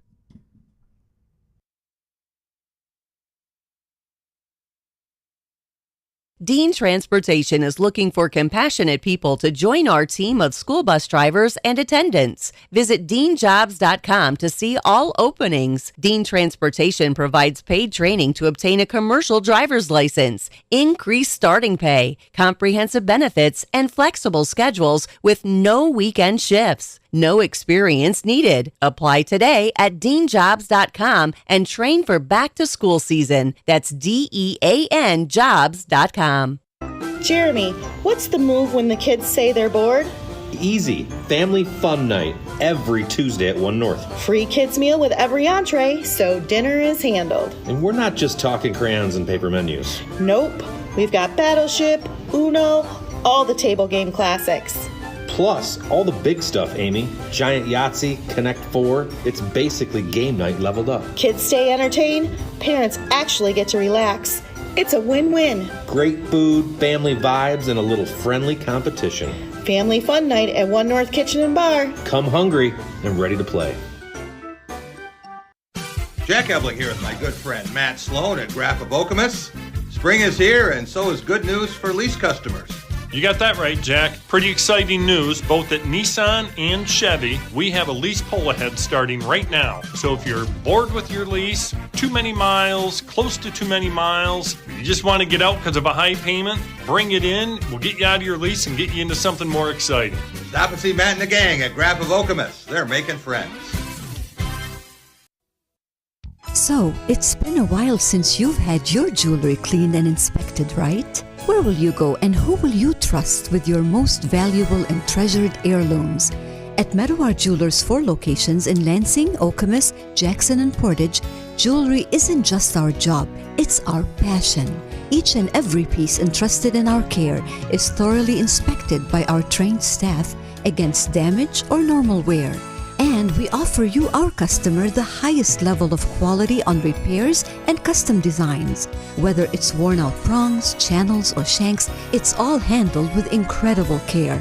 Meadowar Jewelers in Lansing, Okemos, Jackson, and Portage want to help you preserve your memories and offer you options on creating new ones. Come in today for the cleaning and inspection of your jewelry. We continue to work hard every day to earn your confidence and trust.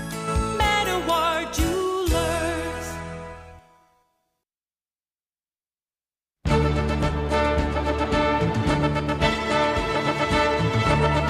Ah, yes, the familiar sound. We can't talk about baseball without this music playing, of course. Jim Stark will be in the studio here momentarily, and stay tuned for after the show. We will be having baseball this week with Jim Stark and Al Fallhauer in studio, so make sure to check it out on YouTube. You can follow us, Baseball This Week. Hit that subscribe button. But we're not done with the drive. And, of course, this has been Boston Rob with you here today, filling in once again for the Hall of Fame voice, Jack Ebling of the show. Fear not, everybody. He will be back tomorrow. But I've had a tremendous week with all of you tuning in, and such great support from all of you and all the great guests that I've been able to have great conversations with this week. And man, it's been a great time, and we're gonna go out strong. As I mentioned, Jim Stark are also our Detroit correspondent as well, so we're gonna hit a couple of different things with him as he's making his way into the studio. Jim, how are you, my friend? Hey, Boston Rob, congratulations on filling in for the big guy. How's that chair feel? Oh, I mean, I'm still in the producer chair. I mean, I'm producing. Right. I'm producing. I'm hosting. I'm running YouTube. I'm doing all the social media stuff. You know. Let me ask you, did he leave you the keys to the liquor cabinet at least? Well, I broke into the liquor cabinet. I didn't need any keys. That's for sure. That is for sure. How have you been, my friend? Hey, good. Listen, before we start the Tigers, and I gotta say, how much we talked about the whole thing with Tom Izzo and the president state. Has that been something you've exhausted? I don't even know what you're talking about. Of course we have, Jim. Yeah, that was breaking. Okay, no. That was breaking news on Monday. I've been talking about it quite a bit, and I knew you had, but I want to add something, though. Okay, Sure. Tom Izzo, I've known him probably now 10 years, right? I don't know him as well as Jack does, but I know him, okay? I'll tell you what, he is an educator first and always has been. He's a teacher first, always has been. What he did to buckle down and try to get the president to stay is above and beyond his pay grade. I still, Rob, am amazed they were able to get that done. Well, yes, and I've mentioned this, and a lot of people have mentioned this about Tom Izzo. Obviously, a huge factor with Kevin Guskowitz saying, but there was a lot of people involved in it, and I don't want to, put shadow over those people. But I will tell you, and Coach Izzo is not going to agree with this, and he's right in some aspects that nobody is above the university, and rightfully so. But I will say, for what Coach Izzo has been able to do over the years, year in and year out, and I'm just not talking about the basketball court. I'm talking about everything else that has encompassed this university. When someone needs Tom Izzo, he is there with no questions asked. If anyone was at the same level as a university, Tom Izzo, and he will never agree with this because it's a great person that he is, Tom Izzo is there with the university at that level, no question about it.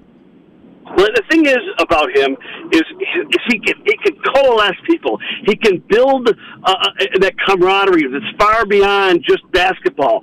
Like when the shooting happened a couple years ago, he was the voice of the university. Yes. He was the one that helped be the spirit of the kids. Same thing here. He saw the value that the President Guskowitz brought. He put himself aside and said, let's go, let's rally. This guy is good for the university. He's good for the students. Yeah. He's good for the community. And so he can build people's coalitions like very few people can do. Yes, and I say it's a breath of fresh air. Michigan State, now, I know in the grand scheme of things, whatever people think nationally about whatever they can say, but this was a big breath of fresh air, and Michigan State nationally, with all the bumps and bruises it has taken over the years, they needed a win, and they got a win with this news, and now they can concentrate. Yep. Now they can concentrate on getting an athletic director that wants to be here and wants to be part of the process. Not that Jay Batt didn't want to be here. I don't want to put, again, any slight on him, but obviously he is a mover, right? You could be kind of a nomad, and that's fine. And that situation that he has with him and his family, I am so happy for them, and best of luck to them. But now Michigan State can just concentrate on getting the right athletic director in there and move forward. But I just think it's a huge win for Michigan State, a university that has taken fairly or unfairly some big hits. You know what I mean? And this is most certainly a time to smile and celebrate a little bit. Well, the thing is, and you know what, I spent a lot of time in Ann Arbor over my years, right? I could never see anyone at University of Michigan putting their ego aside to rally the community like Tom Izzo has here in East Lansing to do something like this. They just wouldn't do it. They're above that. So, like you say, it's a breath of fresh air to see someone with Tom Izzo's standing and his status and his success to put himself aside and say, you know what, let's do what's best for the kids. Let's do what's best for the university. Let's do what's best for the state. That to me will always be one of his telling legacies. Yes, for sure. And I got. All right, listen, I'm going to join you in 30 seconds. Okay. All right, we're going to hang up here in just a second. I got to actually go. This is very irregular. I mean, Jim Stark bringing out the best in all of us here.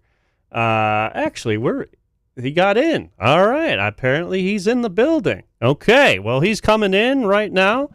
Obviously, as I mentioned to all of you, baseball this week will be coming up around 6:30-ish. So stay tuned for that. We're going to break down with the Tigers and the All-Star game, a couple of All-Star memories for sure. And I'm going to have to yell at Stark right now because he's in the wrong seat. He thinks he's the captain of the ship. Go over there on that other microphone, will you? There you go. I'm going to put this on video so people can see because I'm like that. Let's do that. Let's see there he is. There he is. Let me pot you up here. Welcome into the studio. I got lost. I went to the wrong spot. Yeah. You're not the host chair just yet, my friend. All right. You'll get there. You'll get there in a few minutes. But let's finish out strong. Some homeless guy just wanted in here. You want to call security? He's a huge part of your show coming up. Huge part. He's huge. I know that. Hey, listen. 6:30 baseball this week. We're going to talk a lot of Tigers, a lot of All-Star game memories. We're going to have an All-Star special night today, Rob. We're going to talk about the memories we have of the All-Star game. It's coming up Tuesday. Yeah. The Tigers have 3 people going. Last I heard, there was 3. I don't think they added anybody. But listen, I got to tell you, the fact that the Tigers are making this interesting, I still can't get over it, Rob. I didn't expect. They've been the best team in the American League since the second week of June? Yeah, something like that. For a month now, we'll right? get to the Tigers here in just a second. Okay. We can't give everything away on the drive. We got to leave some for the next show. We got to tease a little bit. And you are in charge of the drive. You direct me, Rob. Yeah, well, wherever you want me to go. We're going to talk a little Detroit Pistons. Because it has been a crazy NBA offseason. Just got off the line with Jeff Zillgett, who is an NBA insider for many years, and we broke down all sorts of things that have happened and will continue to happen. Still waiting to see where LeBron James goes. Yep. But I want to get your thoughts so far, and rumblings have been said, and I've seen online, and of course, everything you read online is true. Let's not forget that. It couldn't be online otherwise. Yeah, right. That the Pistons are done per se, but who knows? That could be a huge smokescreen. But from what you have seen, what they've done so far, what are your thoughts on the Detroit Pistons right now? I don't see them as much of a better basketball team, to be honest with you. They basically got rid of Isaiah Stewart, and Tobias Harris left. They brought in John Collins. They brought in Isaiah Joe. I think both will contribute. But so did Isaiah Stewart and Tobias Harris, right? So they contribute in different ways. Yes. Right? But I don't think it was overall a plus. But then this last trade, this 16, that was crazy how that all came out. But basically they ended up with what? 3 players, right? Yeah. They got Gary Harris, former Michigan State player, correct? Yeah. And then they got Torrin Prince. Yep, from right? Milwaukee. Yep. Right. Yep. And then they gave up Chris LeVert and I believe 2 second round picks. Yeah. So is there a plus? See, I kept thinking they're setting up for something. They're lining up money. They're clearing contracts for something. But nothing is happening. They haven't signed Jalen Duren yet. Now, the thing about Jalen Duren is the market for Jalen Duren is shrinking enormously. Yes. I think he thought he was going to get a max contract, $240 million. I think is that the one he was in line for? Something like that, yeah. I don't think he's going to get – he may not only get maybe 180 from the Pistons, but who's going to sign him? And the other thing I want to say about the offseason, I have to look this up. I cannot remember a time when more superstar – top-name players have changed teams in the same month. LeBron's one, but you've also got Jalen Brown, Giannis. From Toronto to Toronto. That might be Kawhi Leonard. Yeah, Kawhi Leonard. That might be Knicks now with some things looking into tampering and whatnot. Okay. But that trade is on hold. But that's 5 or 6 top players. Yeah, all moving the same offseason, and we don't even know where LeBron's going to be yet. Nope. And there's a player out there that kind of intrigues me. Is that Lamar DeRozan? Yeah, he's out there. He's 38, but I'm telling you, from what I was reading, he can still play.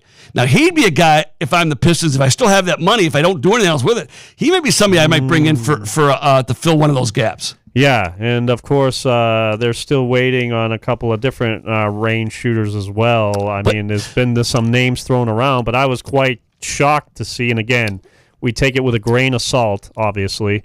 But them to say they're done, it's quite the Duren thing has to be figured out one way or the other here. I think before the season starts. Well, remember they can match no matter what he signs. Yes. So they are in total control, and maybe that's why they kept the money free in case someone signs into a big offer sheet. They could match it, right? Maybe that's what they're doing. They're just playing. They're playing the slow, careful game. Yeah. But having said that, are they better offensively? Is John Collins a better player overall than Tobias Harris? I think so. Better shooter. Isaiah Stewart. I mean, and I know Isaiah Stewart was a fan favorite. He can play defense. He can. He can play defense. He can. And I think outside the guys that they got for the outside shooting, which everybody's and their uncle were talking about, right? I think did get. I would agree with that. Yep. I think it did get better, but everybody was waiting for that big splash move. Well, I don't know. Have you read or heard? Are Torrin Black and Harris? Are they going to stay the team, or are they going to just flip them or release them to make more money? Do you know yet? I haven't heard of them. As far as I know so far, I didn't see anything today. Because they're both decent 3-point shooters. They're both high 30s, right? Gary Harris, a very good defender. Yeah. Now he's up in age and whatnot. Yep. Very good veteran. Right. Leadership in that very young team, but he can still play. So yeah, we'll see. Haven't heard anything yet, but we talk about the Pistons, and this brings me now talking about stalemate. Yep. With Jaren Duren. Yep. I don't know if there's even this Dylan Larkin deal. Oh, well, no deal. You know what? Right? Steve Eisenman has botched this for 3 years now. When he first was it 3 years ago, he kind of commented about Larkin in the press, and maybe that kind of soured. Was that 3 years ago now? Yeah, okay. 2 or 3 years. Ever since then, it has been going downhill. And who's going to give him a good deal when they know he wants to leave? No, they're going to say, "Hey, Steve, thanks, but I'll wait till it's the fire sale day, right?" No one's going to give him a good deal. Well, and Dylan Larkin gives him 3 teams. Yeah, that's it. Yep. And all 3 of those teams have already made big moves. They don't need a second line center. And then all of a sudden today now he adds 1 team to the list, which would be Dallas Stars. Okay. And we know about Robertson wanting out of. So everybody just assumes now But it's not like Dylan Larkin's doing himself. Steve Yzerman, for all his faults, and he's had many faults here, right? But he is not going to just make a move to make a move. Oh no, he's going to do what he thinks is, and if it's not good in his view or for the Detroit Red Wings. But my concern is he's much like the Pistons with Duran. He has control. Yes, Larkin has a contract with the Pistons. That's correct. Or the Wings. They don't have to trade him. Yes, but do you want that person coming into the? I mean, he's got to get stripped of the C. And I don't know if he's going to be. That could do two different things to a team with all this, and he comes back in the preseason. There's no coming back from this. Yzerman has burned the bridge. Larkin has burned the bridge. There's no coming back. All you can do is make the best deal you can. You cannot bring him back. This is a locker room that was suspect at best, right? How else would you explain a team that collapses every year in March and April when the playoffs? They're missing something, right? Yeah. So, and Larkin's not an A center. He's maybe a B plus center. Would you say B or B plus? Sure. Okay. Yeah, a second center for sure. Yeah. So he's not like people lining up to get him. So I don't know whether Yzerman overplayed his hand or he just made a mistake by getting personal with Larkin. I mean, Larkin should be. I think they're both at fault. Well, they are. I don't blame Larkin for wanting out per se. Hey, right? You know what? I mean, he's been there his entire career. They gave him the contract he signed it, but they gave him the option of picking teams. They gave it to. He didn't steal that. No, so it's his to use. But if I'm Yzerman, hey, look, you signed this 8-year deal, and we don't have to move you yet. So let me ask you this, Jim. I asked this earlier in the week to some of my guests. Who do you think needs to make a move more? Who's under more pressure?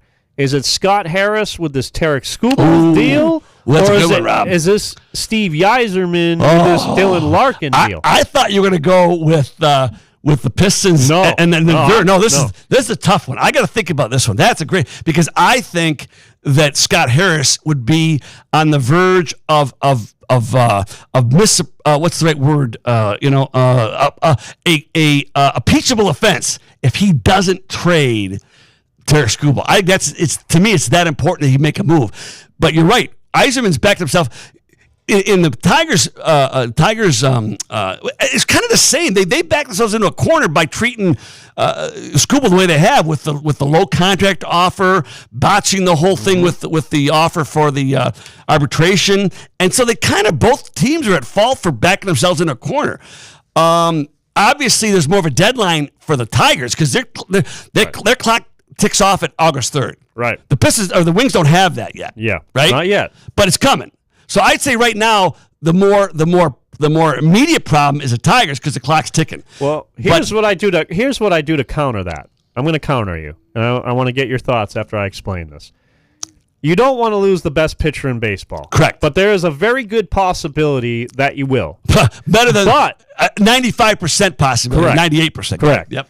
But the concern I have is I really think the Tigers need to look at, if they know they're not going to have Skubal, which they're not. They need to sign Casey Mize. And so you gotta hang on. You got a lineup next year, if there is going to be a next year.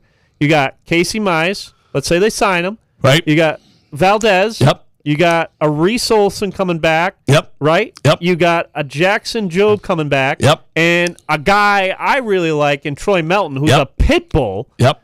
That's a pretty good damn.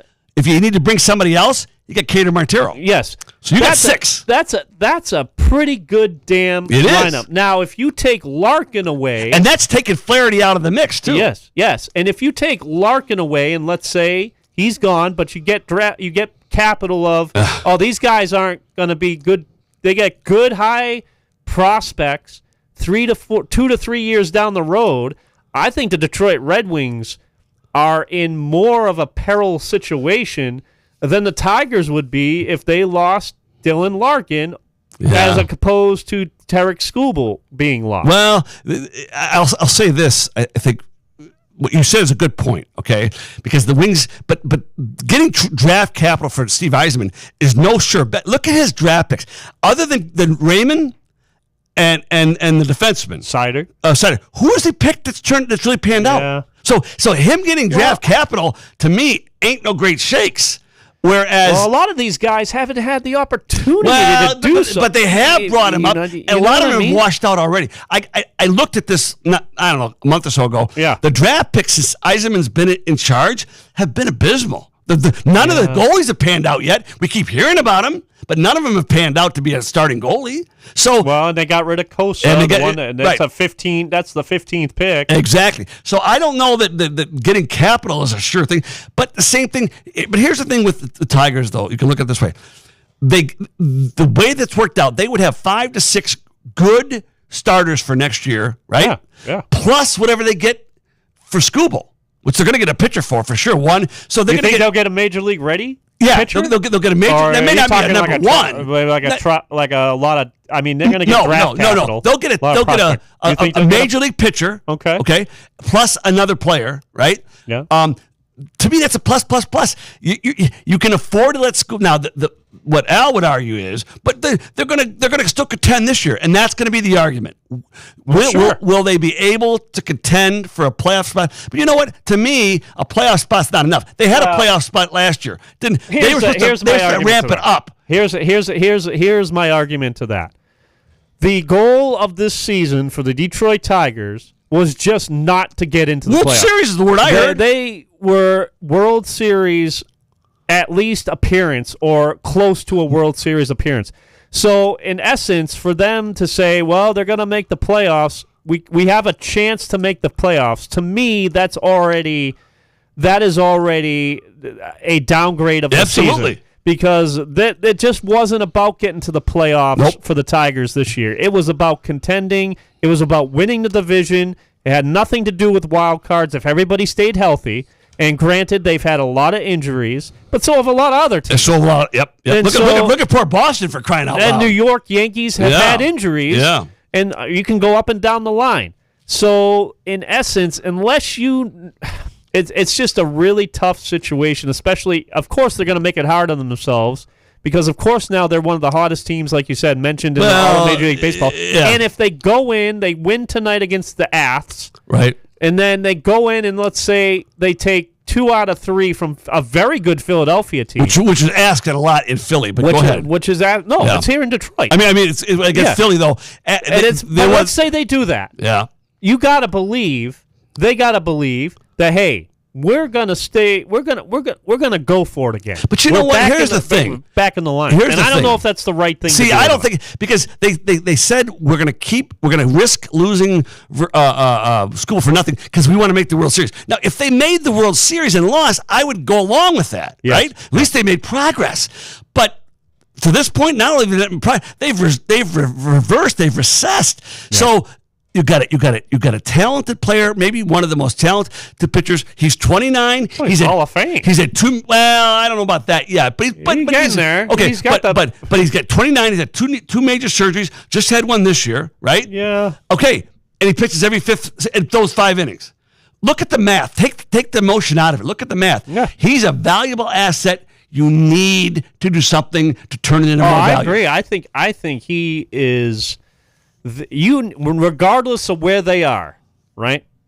For this trade deadline, regardless of where they are, I think they need to trade Tarik Skubal. Yeah, that's what I'm saying. They can't make up enough ground in the next month to convince me they need to keep. They got to play over 600, percent. I mean, that's and again, getting to the playoffs on a wild card is not what we were. No, we wanted to win a division and get some momentum, and then be a World Series at least contender to get there. I'd be looking more for. And I know fans don't want to hear it. I know a lot of fans, but right now, I'm looking for 27. Okay, the year 27. No, I am right now. I would say this, Rob. Okay, I would say this. You take that pitching staff we just talked about, right? Yeah. Minus Flattery, minus add a hitter. Everyday player you get in the trade with him, all right, and add another pitcher, and you get a little bit of luck next year. You make one more deal for a hitter. You could contend next year. Next year could be your year, Rob. You don't have to wait 2 years. This team is that close, and the way the league and the division are, you know that they could be contending next year. You waste Skubal, it could put you back 3 years. All right. Well, if you want more baseball chat, Stay tuned because in about a half hour or so, All-Star special. You'll be able to get back on the King's chair over there. I you can go over there right now if you want. I got a bag of show and tell today. Oh my God! A whole bag of stuff. A whole bag of stuff. Well, good thing we're on YouTube. That's why I brought it. Yeah, live on YouTube. Get live on YouTube. Subscribe to Baseball This Week. God only knows what Jim Stark has in his bag. Well, it's all All-Star stuff. You don't got a jersey on today, my man. I don't. But can you see what's on there? No, I can't. Okay, you guys stand up. You guys stand up for the cameras here. It's the All-Star game from Detroit. Oh, well, perfect. 2005. So excellent. You know what? I'll talk about the reason I don't have a jersey. I got an answer for that. Plus the best All-Star Chotsky I have, I couldn't bring. I'll tell you about it. All right. Well, stay tuned for Baseball This Week. Jim, thanks for coming in, ending the show here this week with me. I appreciate it. Congrats on a good week, Rob. Nice job. Hey, well, thank you, man. I really appreciate that. And the host is only as good as his guests, so I want to thank all of the guests this week. You guys have made it an absolute pleasure to sit in the chair. As I mentioned earlier in the show, Jack Ebling, the Hall of Fame voice you are so accustomed to hearing here from 4 to 6 p.m., every day, Monday through Friday. We'll be back in the hot seat tomorrow. But again, I want to thank all of you that have either listened on your podcast platforms or joined me here live on YouTube every day this week up until this point. Greatly appreciated. And to all the listeners out there, thank you so much for putting up for me for these past 4 days. It has been an absolute blast to be with all of you talking sports here at the Spotlight Media Network. And again, want to thank all my guests today as well. It has been a heck of a week, ladies and gentlemen. Thank you so much. Make sure to stay tuned for more Baseball Talk Baseball this week coming up at around 6:20 to 6:30 p.m. We're ready to go with you on that. A lot of heated discussion, I am sure. Some all-star discussion as well. But again, thank you to everyone. I hope you have a great rest of your evening. Be kind to one another. This is Boston Rob Bennett signing off. Jack Ebling will be back on the drive tomorrow, and I'll be back in the producer's chair. Until then, have a great night, everybody.